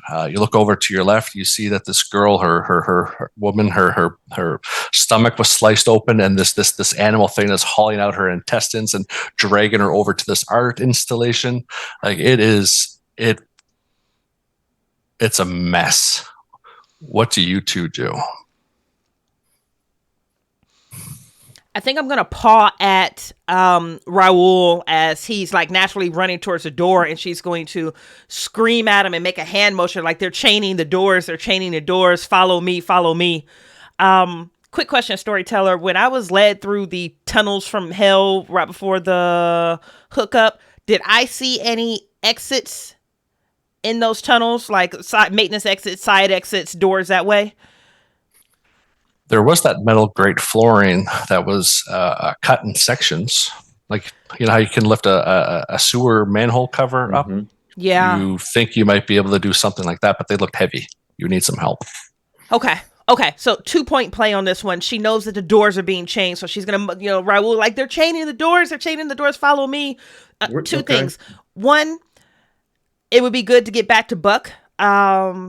We all came together. We should all leave together. 2, they're officially dating right now, but she just hasn't told him that yet.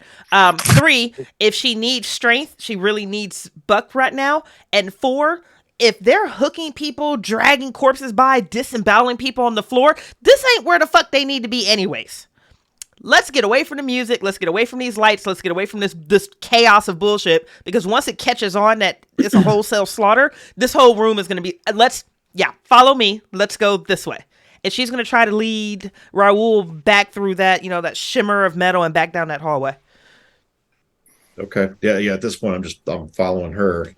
I don't know why we got to go back for Buck, but okay. Oh, listen, Mr. Peter, can we not right now? Really?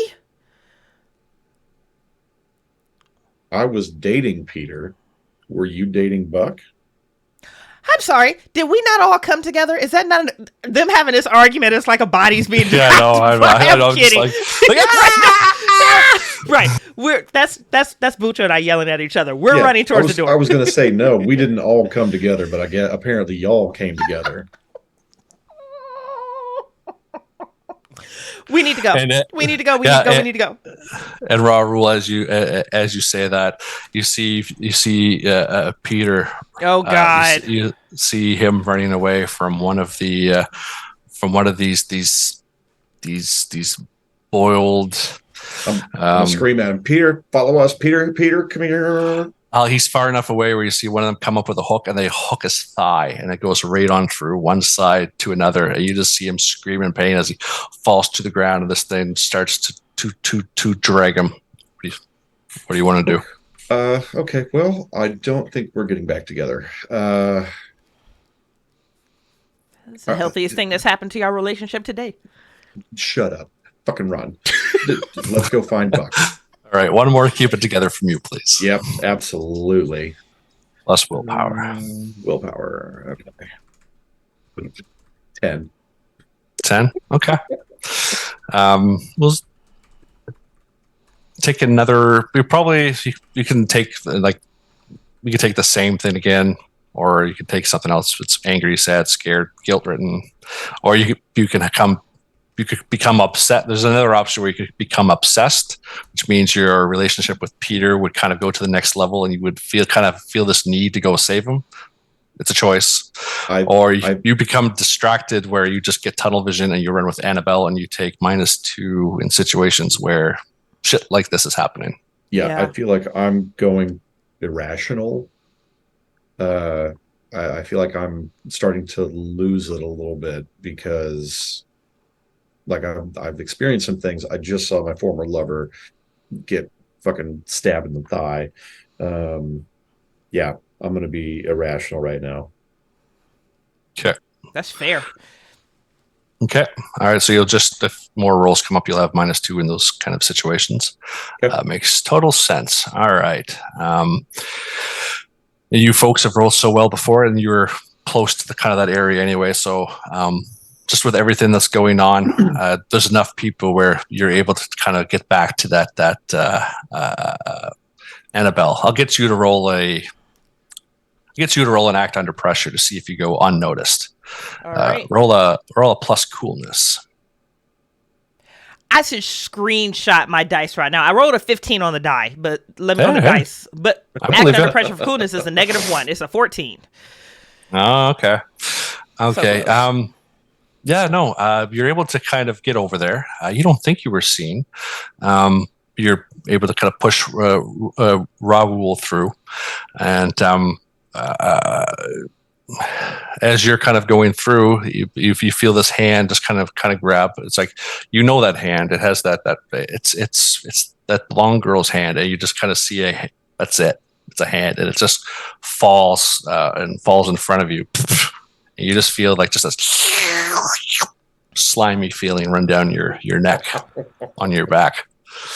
I scream. I absolutely, positively scream, but I don't stop moving. Okay. From this, you're trying to get through whatever is happening. You feel something, just like you hear this gurgling, like, and blood is just like on the side of your face as you're trying to get through. But whatever is on you, you're trying to get through. Everything's just like, music, black light on. You're just trying to get through, but you're stuck. And Raoul, everything's just you just kind of plow through into this like darkness at this time. Yep. And go back to Buck for a sec. Buck, you've kind of come down a little bit, and it's just it's in the back of your mind, right? What do you do? Buck is going to kind of kick the figure out of the way. Obviously blocking the door. I mean, I just shoulder checked him into it and kicked the shit out of him. And Buck is also going to pick up the hammer. She's like, why the fuck do you have a hammer? It's a party, man. And he is going to open the door leading back to that hallway from hell, as Bridget's been calling it. Yeah, definitely a hallway from hell, honey. Factory from hell, hallway from hell.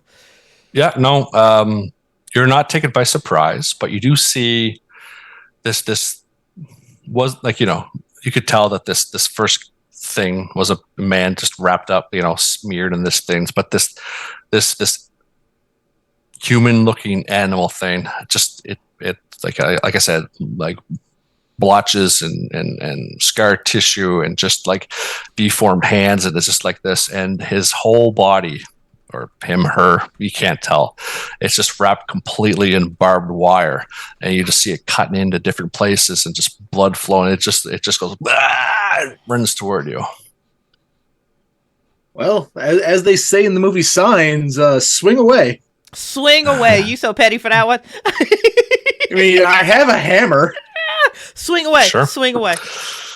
And the good luck has finally run out. That is a 9. Oh no, Buck. Okay. I say that like you mean it.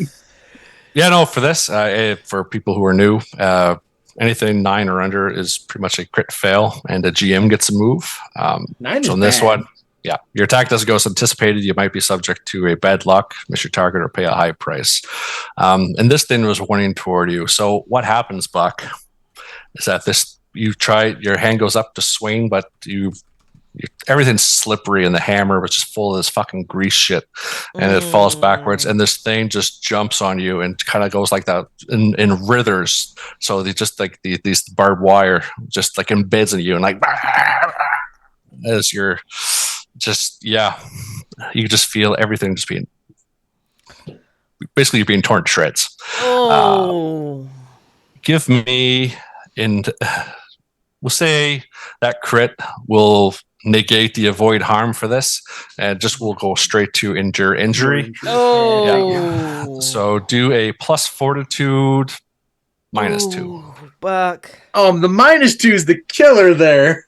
How So bad? I rolled a 9, but I have a +2 on my sheet, so a +2 and a -2 makes that another 9.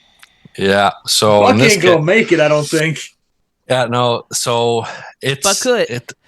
Yeah, well, it wraps around your head, wraps around everything. You just your face is being torn, your eyeballs, and everything's just, and it's your choice. So with a 9, the injury is so overwhelming, you can get knocked out and take a serious wound.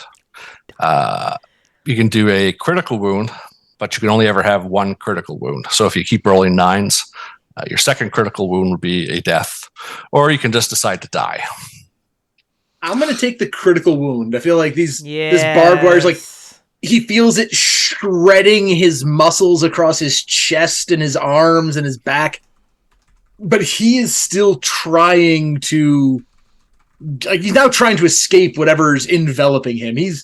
Yeah, sure. Buck is almost too angry to die. He is Doom guy at this point. Yeah, no. You're kind of shredded up pretty badly, but like you said, you're able to kind of you throw them off you, and it's because you rolled so badly. It's hard to see because one of your eyeballs is kind of hanging out the side and scraped. Hello. So yellow. So yeah, no, you're yeah. We got a yellow. Okay. Everything's red, and you're like, oh, that was just a joke. But we can barely see out of one eye. You can see the door frame. And you can hear the of this thing. You just kind of shove it to the ground. What do you do? The question is not what would I do, it's what would Buck do, because what I would do is very different than what Buck is about to do. Buck is about to go double or nothing on this. Go hard or go home, Buck. Let's go. The sheer audacity to attack him. He sees this like he saw a naked hammer dude. Buck is gonna try to just is he able to get to the hammer, I guess is the question. He's gonna slipped out of his hand.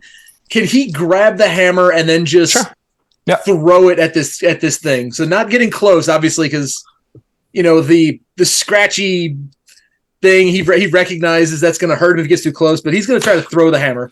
Yep. In Kult Divinity Lost, if you try to engage in combat, violence is a physical touch move.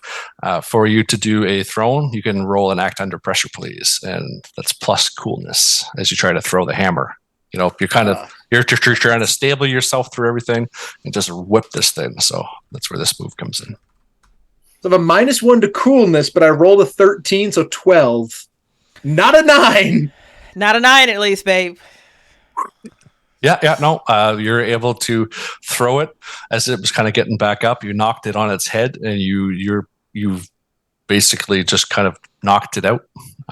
But in the process, you've lost the hammer. If you go try to kind of pick it back up, you're just because of your vision and everything, it's lost.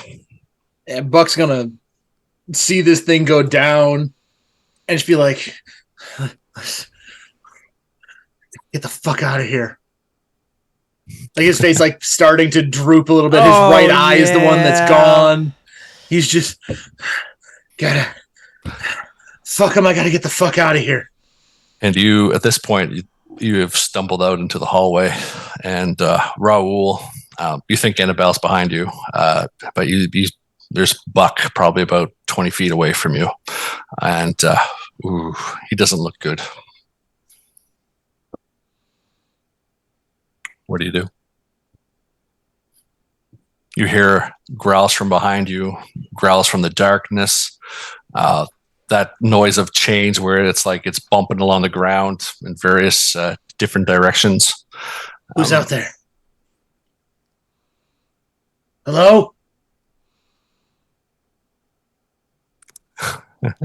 Who broke Bucho? Sorry. That's okay. Bucho's full broken, honey. Bucho powered down. Did y'all see that? That was a full-blown brain buffering moment right there. Well done, Ryan. You broke Bucho. Go team.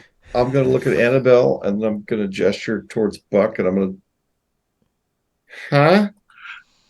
That's the thing, though. You look back at Annabelle, she's trying to get through, but you just see like kind of like breasts line up, but no body, and just like the girl. You don't know this girl, but she's like just like whatever kind of life she has left. She's just trying to grab onto Annabelle for just through instinct. But I'm going to try to pull Annabelle through. Yeah, that's no problem. Yeah. Yeah. There's the Annabelle. I don't know if you want to look back, but you just hear this as this meaty mass just kind of slops down behind you and hits the ground. Don't Nope, look. she doesn't don't need to look back.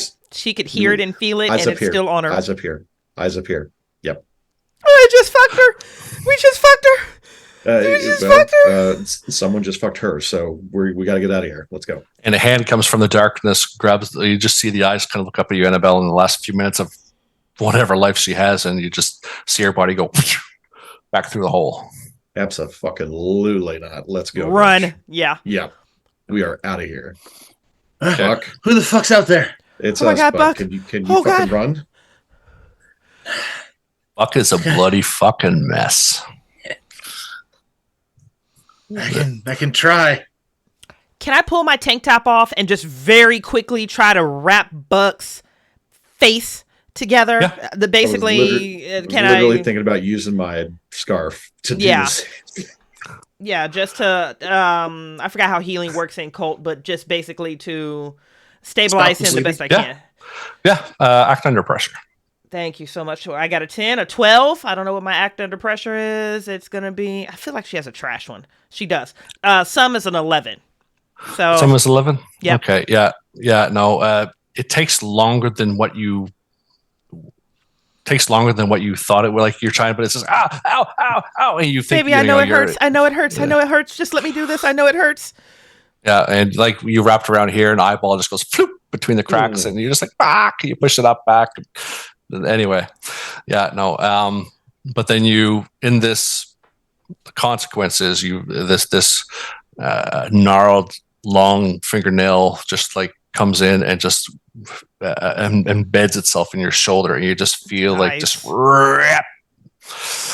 If I see this, I'm going to attack whatever is attacking my girl. Okay. I'm just going to go full tilt. I'm gonna pull a buck without realizing I'm pulling a buck. Here we go. Pull a buck needs to be a symphony phrase going forward. Sure. Roll and engage in combat, please. That is Okay. your plus violence stat. Okay, so that's that plus the -2 because I'm irrational right now, right? Yeah. Oh, God, Jesus. Raul. Come on, come through, baby. That's a 2. Good for you. Good for you. Good. I'm proud of you. Good for you, baby. That's a 2. I'm very good at this.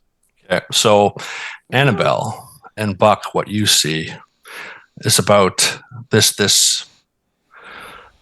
there's about a pack of 3 of them, not as tall as what the other ones were. And the best thing to describe it is just like you see when a zombie horde comes through a hole in the wall. 3 of them just come out and they just wrap themselves around Raul, and one of them bites his neck. One of them just his hand goes in, just like starts just tearing his stomach apart, while the other one just kind of hauls them through into this cacophony of more black than lights, and you just see no one's dancing anymore. It's just outright chaos, and you just see Raul just being dragged back to the nice art installation where there is now beginning to be a pile of bodies piled upon bodies, piled ripped apart and everything. Buck and Annabelle, we're left with you two. What do you want to do? As she's bandaging him up, Bucky's gonna like raise a bloody hand like Annabelle's face and be like, "Thanks, baby." Oh God! a brief moment of like tenderness, like, "Well, let's get the fuck out of here." Can I get us to that manhole? Yeah, it's basically 5 or 6 walkable sections. You can try to lift up any part you'd like.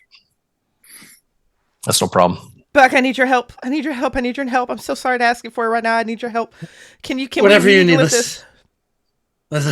Yeah. However we gotta do. Yeah. No, with Buck's help, you two are able to kind of lift this up. As you see, like there's about 3 or 4 of these things trying to clamber through this kind of like hole made in the sheet metal, but they're having trouble. So you have enough time to kind of you throw it aside. That steel clang noise as the grate falls, and you can jump down into this looks like 6 to 7 feet distance down to like a sewer hole.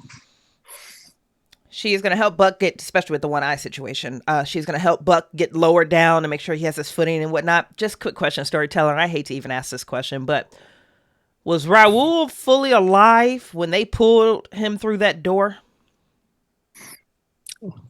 Yes. And he's completely out of view now? Yes. No joke. She's honestly considering doing it. Don't do it. It's the dumbest decision of the day, but oh fuck. This is the 11th hour. If Buck is successfully down this manhole, yes, he is. She's gonna push it close on top of him. Nice. Which is probably a lot. This is probably like her on all fours with like the freshly ripped up shoulder, blood running down her hand. She has like the bottom of her wrist pressed, and just like using her heels, she's just going to push the manhole cover over. Okay. Yeah, but what the fuck are you doing? I'm sorry, I can't leave him. I can't leave him. Annabelle, he's fucking dead. Come on. Yeah, but you don't have to be too. And she's gonna push it closed. Buck, as you're looking up, having this conversation, it's not water as you're raining on your face. It's just the blood from everything. It's started to congeal and just fall on top of you, just like little bloody rain drops. Buck is going to look up at the manhole. Is there any, I'm assuming no, but is there any way to get back up to it? No, not in your current state. I figured. I was going to, even if I reached it, I probably wouldn't be able to open it, but he's going to keep shouting for Annabelle and being like, No! Come on! We gotta get the fuck out of here! I'm gonna go pick up that hammer. No, she can't respond. She doesn't have anything to say to him. That's the best that she could give him in this moment.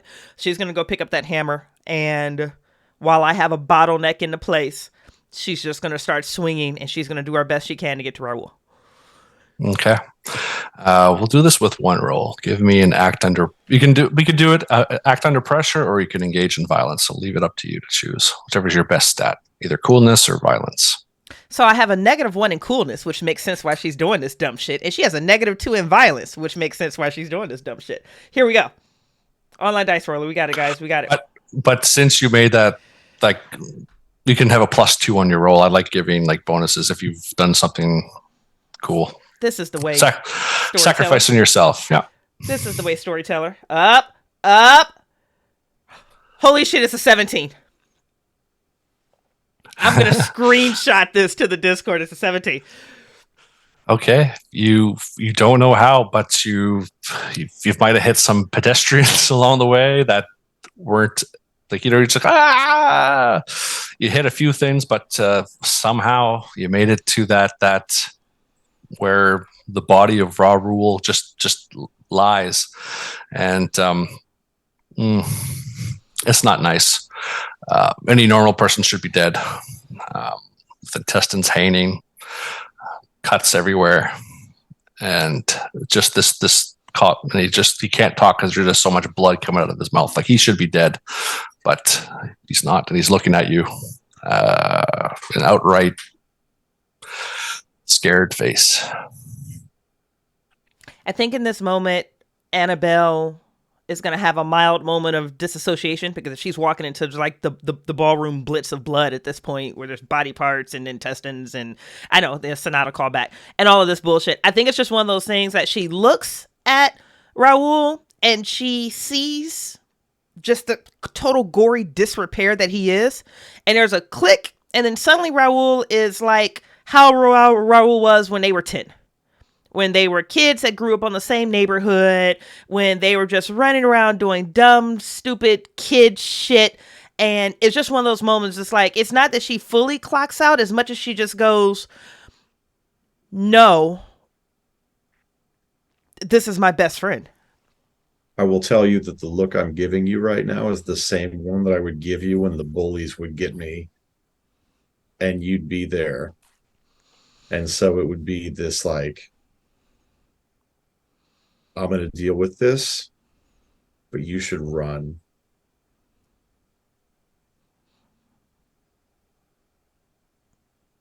And as you kind of see that look in his face, everything stops in this room. The lights come up. Annabelle, these things and the men that were here before, all naked and grease waxed, they're just all standing there. There's a few stragglers that you see being hooked, brought, dragged, killed in various ways, all dragged back to this altar thing. And they're looking at you. None of them approach. None of them approached you or Raul. Buck, you're even off in the distance, and you hear that this stop. But everything goes black and cold, and the lights go off in your area, Buck. Oh, you are just in total pitch blackness as you just feel the blood raindrops falling down from the top of the sewer. Just they kind of keep hitting you. And Cesar commands this appointment as he kind of just walks through everything with this big smile on his face, just clapping. Annabelle, you look over and he's just looking at you, but he's not looking at you. He's looking past you at this altar. And you feel you're looking at him, your back's turned to it. The back of you just gets so cold, and you see the sparkle of light just kind of come to your eyes. And everyone else who is in here, the ones who were doing the killing, standing, dragging, they all howl in unison as they take whatever implement they had and they start killing themselves. And they all fall to the ground. And the factory plummets into just a layer of fog and cold, icy tingles on your back. The unmistakable taste of fresh blood and iron just kind of rain down from the ceiling. You don't know where it's coming from. As you turn around and look? Annabelle. Raul, you see it. You're laying on the ground, kind of looking up. You see something coming down through this icy mist from up top of the altar. Quite beautiful, but dangerous at the same time. Annabelle doesn't look. And it's not because she doesn't want to see. It's not because she's afraid to see. It's because her anchor point right now in everything is Raul. So her eyes are going to stay fixed with 10-year-old Raul. Okay. Raul, you see this beautiful woman figure coalesce out of this icy mist from the top above the altar.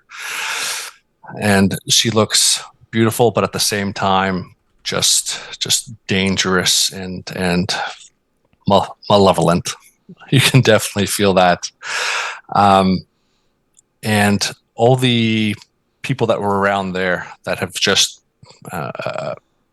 given themselves to her in this brutal kind of show, you see lines of just like this, you see blood from all the bodies just kind of form this mist as they each form lines, as she kind of just sucks everything in, and you just, when the blood touches her skin and she brings everything into her hands, it's almost like she has this look of her just like it's ecstasy, it's pure bliss as she kind of taken it all in, and her eyes just flare red. Oof. I'm going to scream at Annabelle with what little voice I might have left. Just fucking run. Run. Can you run though? Or are you stuck in this moment? What would Annabelle do? As a person that prides herself on control, as a person that prides herself on her relationships, all those years that Raul was bullied for being exactly who he was, for loving who he was, she never ran from him then. She never left him then. She's not going to leave him now. The three of them made an agreement that three of us go to this party together and the three of us leave together. And I know that's asinine, and I know that doesn't make any sense, and I know that's illogical, but in this moment, that is what she's holding on to. So no, she doesn't run. Okay. You see Cesar come over, and she floats over to him. You have been my herald of violence for the last 100 years and have given me my 200 souls of sacrifice. You may have the power you seek. Give yourself to me.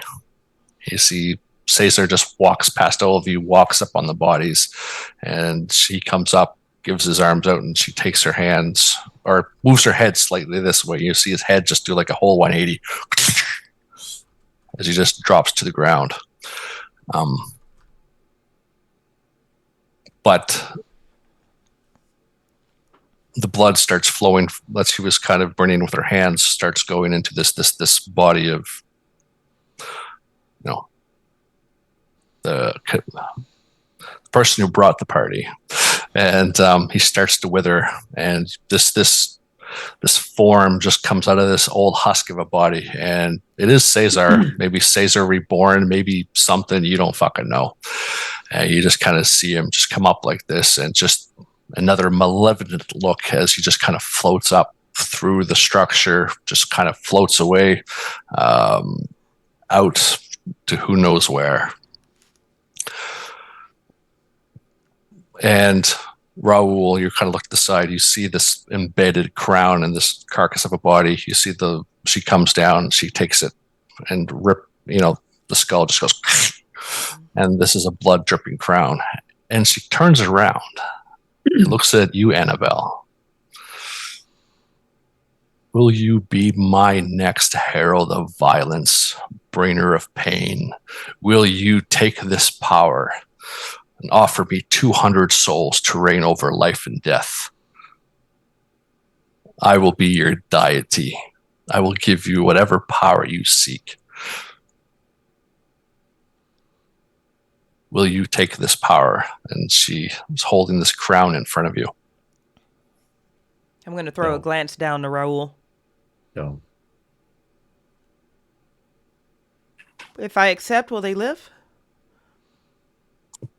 That is up to you. They will be your followers, or they will be part of your soul pact with me. Be my queen and cleanse the world of those ignorant kind that talk you down for being the privileged woman you are. My fingers are tapping on the edge of this bloody hammer that she was wielding just to get into this room. And she is going to look Raul dead in the face. We all agreed we come together or we leave together. So are we leaving together or are we staying? I think we leave together. And it's so instantaneous that it surprises Annabelle. She looks directly at whatever this woman is. She says, we accept. Okay. She places it on your head. And for a moment, there is pain as you feel these spike parts kind of embed themselves into your skull. And everything is clear. Everything, you feel sadistic. But feeling sadistic also brings you joy.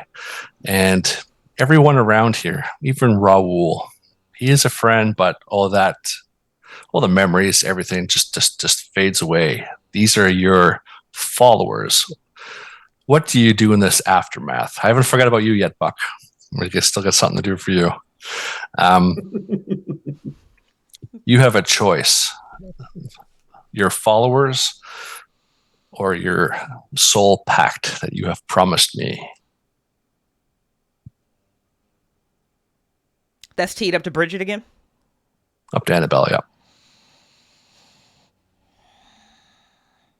I'll work this back to you, Storyteller, and you let me know where our middle ground is or how you want to go. Raul has just told her we leave together. Okay. Annabelle does not care what happens between this and that moment as long as she, Buck, and Raul walk out of this goddamn factory. Okay. It'll depend on what happens to Buck, so we'll fast forward over to Buck here for a second. Oh, goody. Oh, goody. Good luck, babe.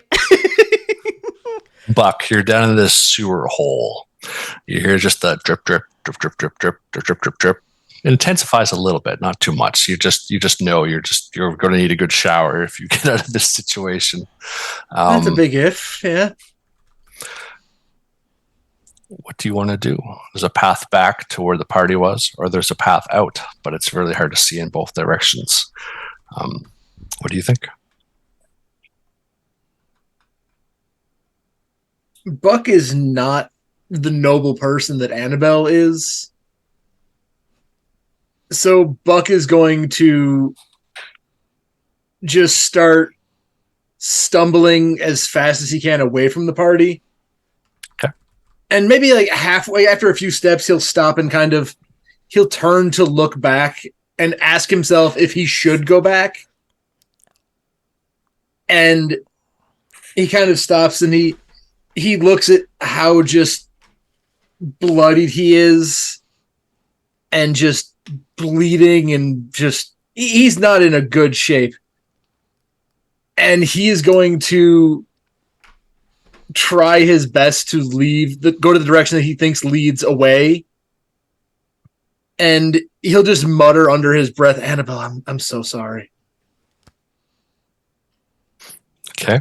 You make your way through the darkness. The sound of music, the sound of people screaming, the dripping of blood even stops, and you're in this when you're in an empty room, there's no furniture and there's no echo, and it's hard, and but you don't know how long you've been kind of like sloshing through. You're walking through. You've walked on some things.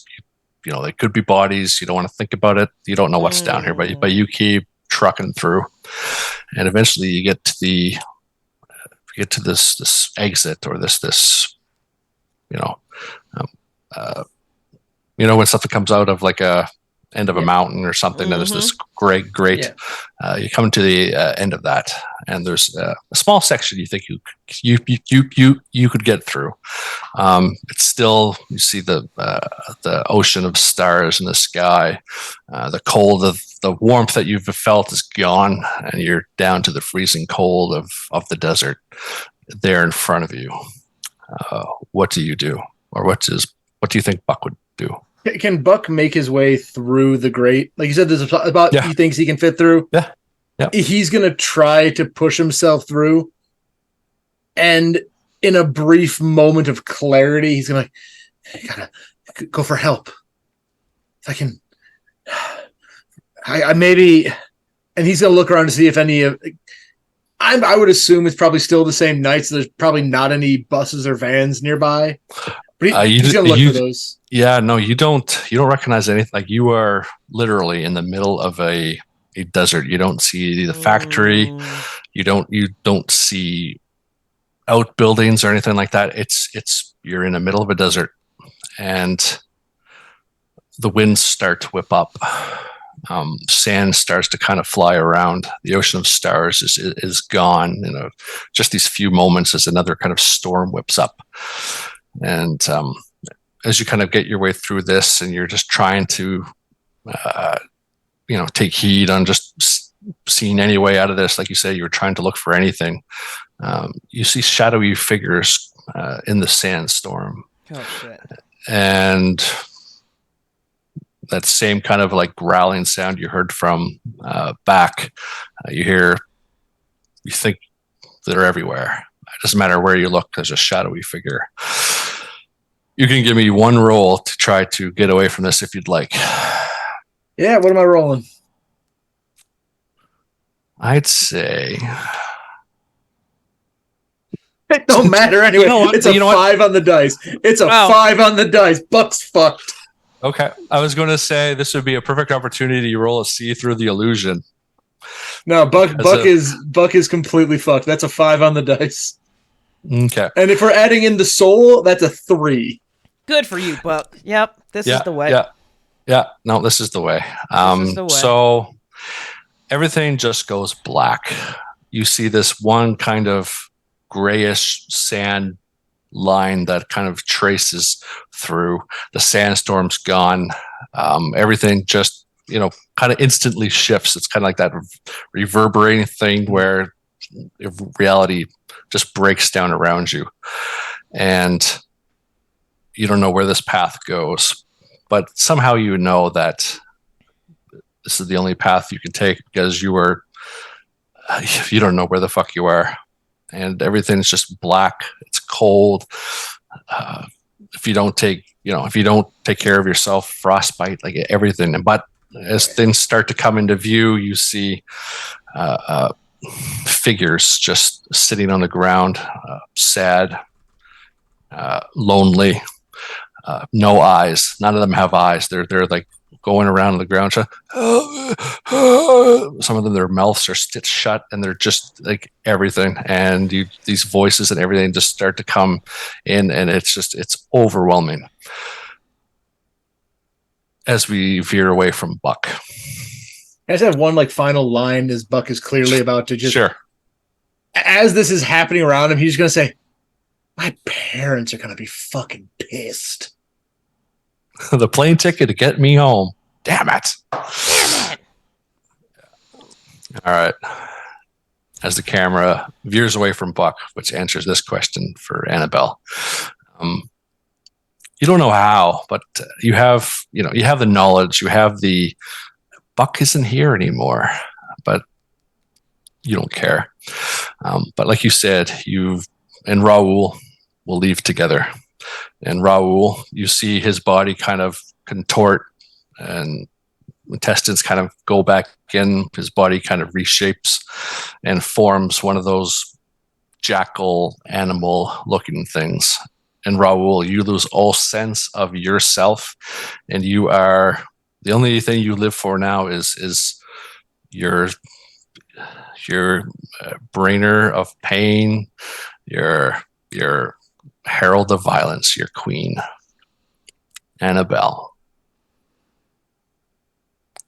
As all Peter doesn't matter to you, nothing matters. Just the animalistic need to feed and kill for your queen.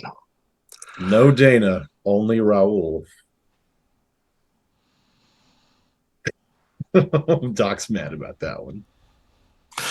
And the curtains close on Desert Whispers. Jesus. Holy shit. And that, friends of the Symphony, is where our show ends for tonight.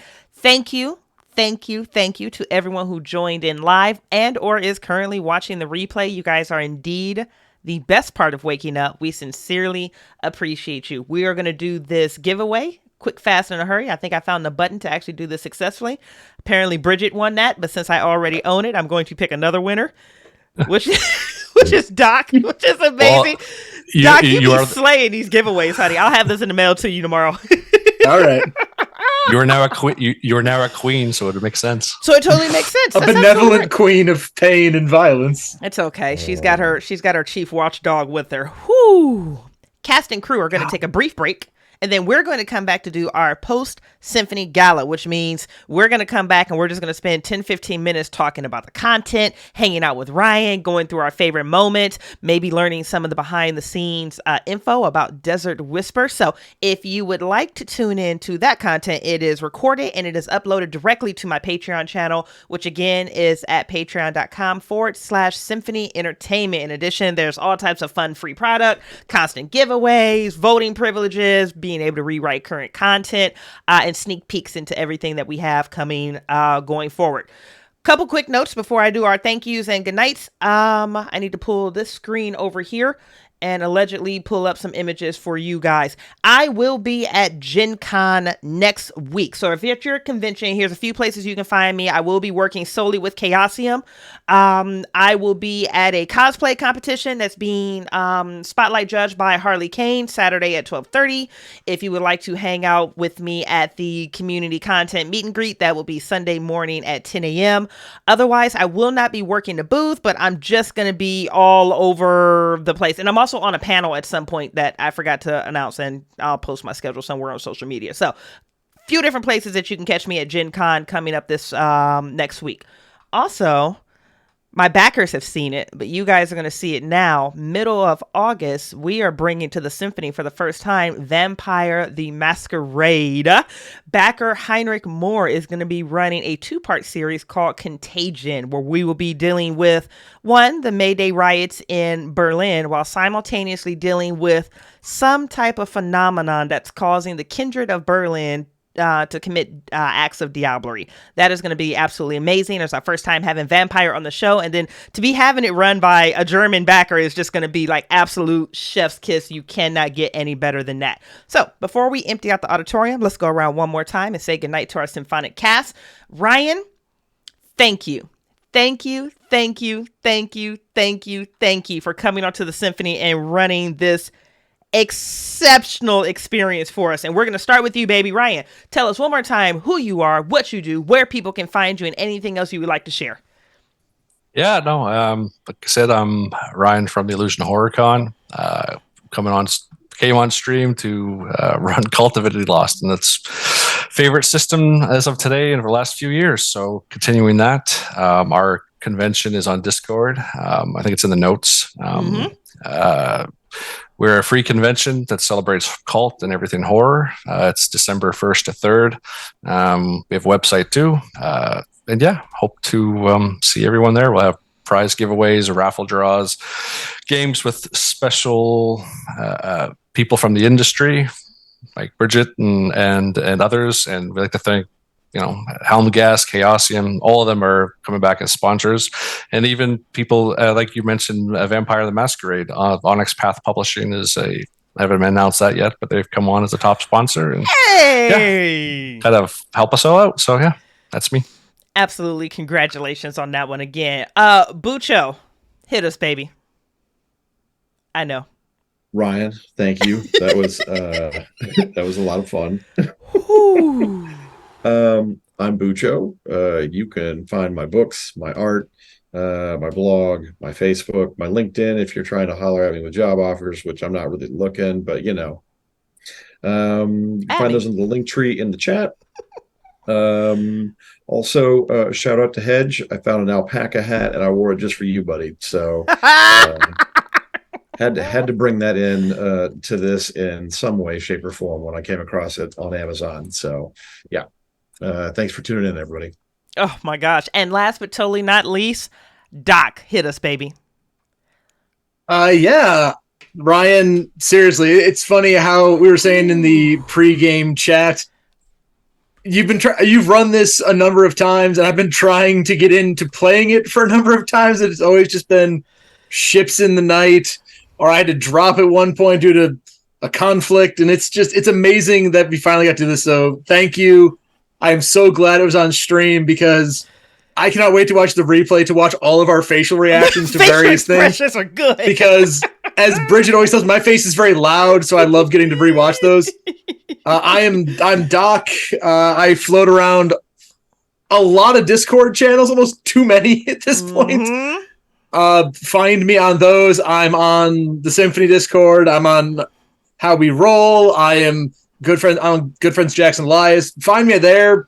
If you have chemistry questions, maybe we can talk about how the irony of the chemistry professor happened to have a character addicted to meth. I mean, and for the record, Ryan had asked me after sending the character sheet what I do as a job. He goes, "You're a chem professor, right?" And I said, "Yeah." And he goes, "You're going to love this." But shout out to the rest of the cast. You're all fantastic. And I got nothing but love for all y'all. Whoo. I cannot wait for this talk back. This shit is about to be fire. We hope you guys have enjoyed the Symphony, and we look forward to seeing you guys again soon. Mwah. Have an absolutely wonderful night. Thank you for your time and your energy, guys. Bye. Thanks, guys.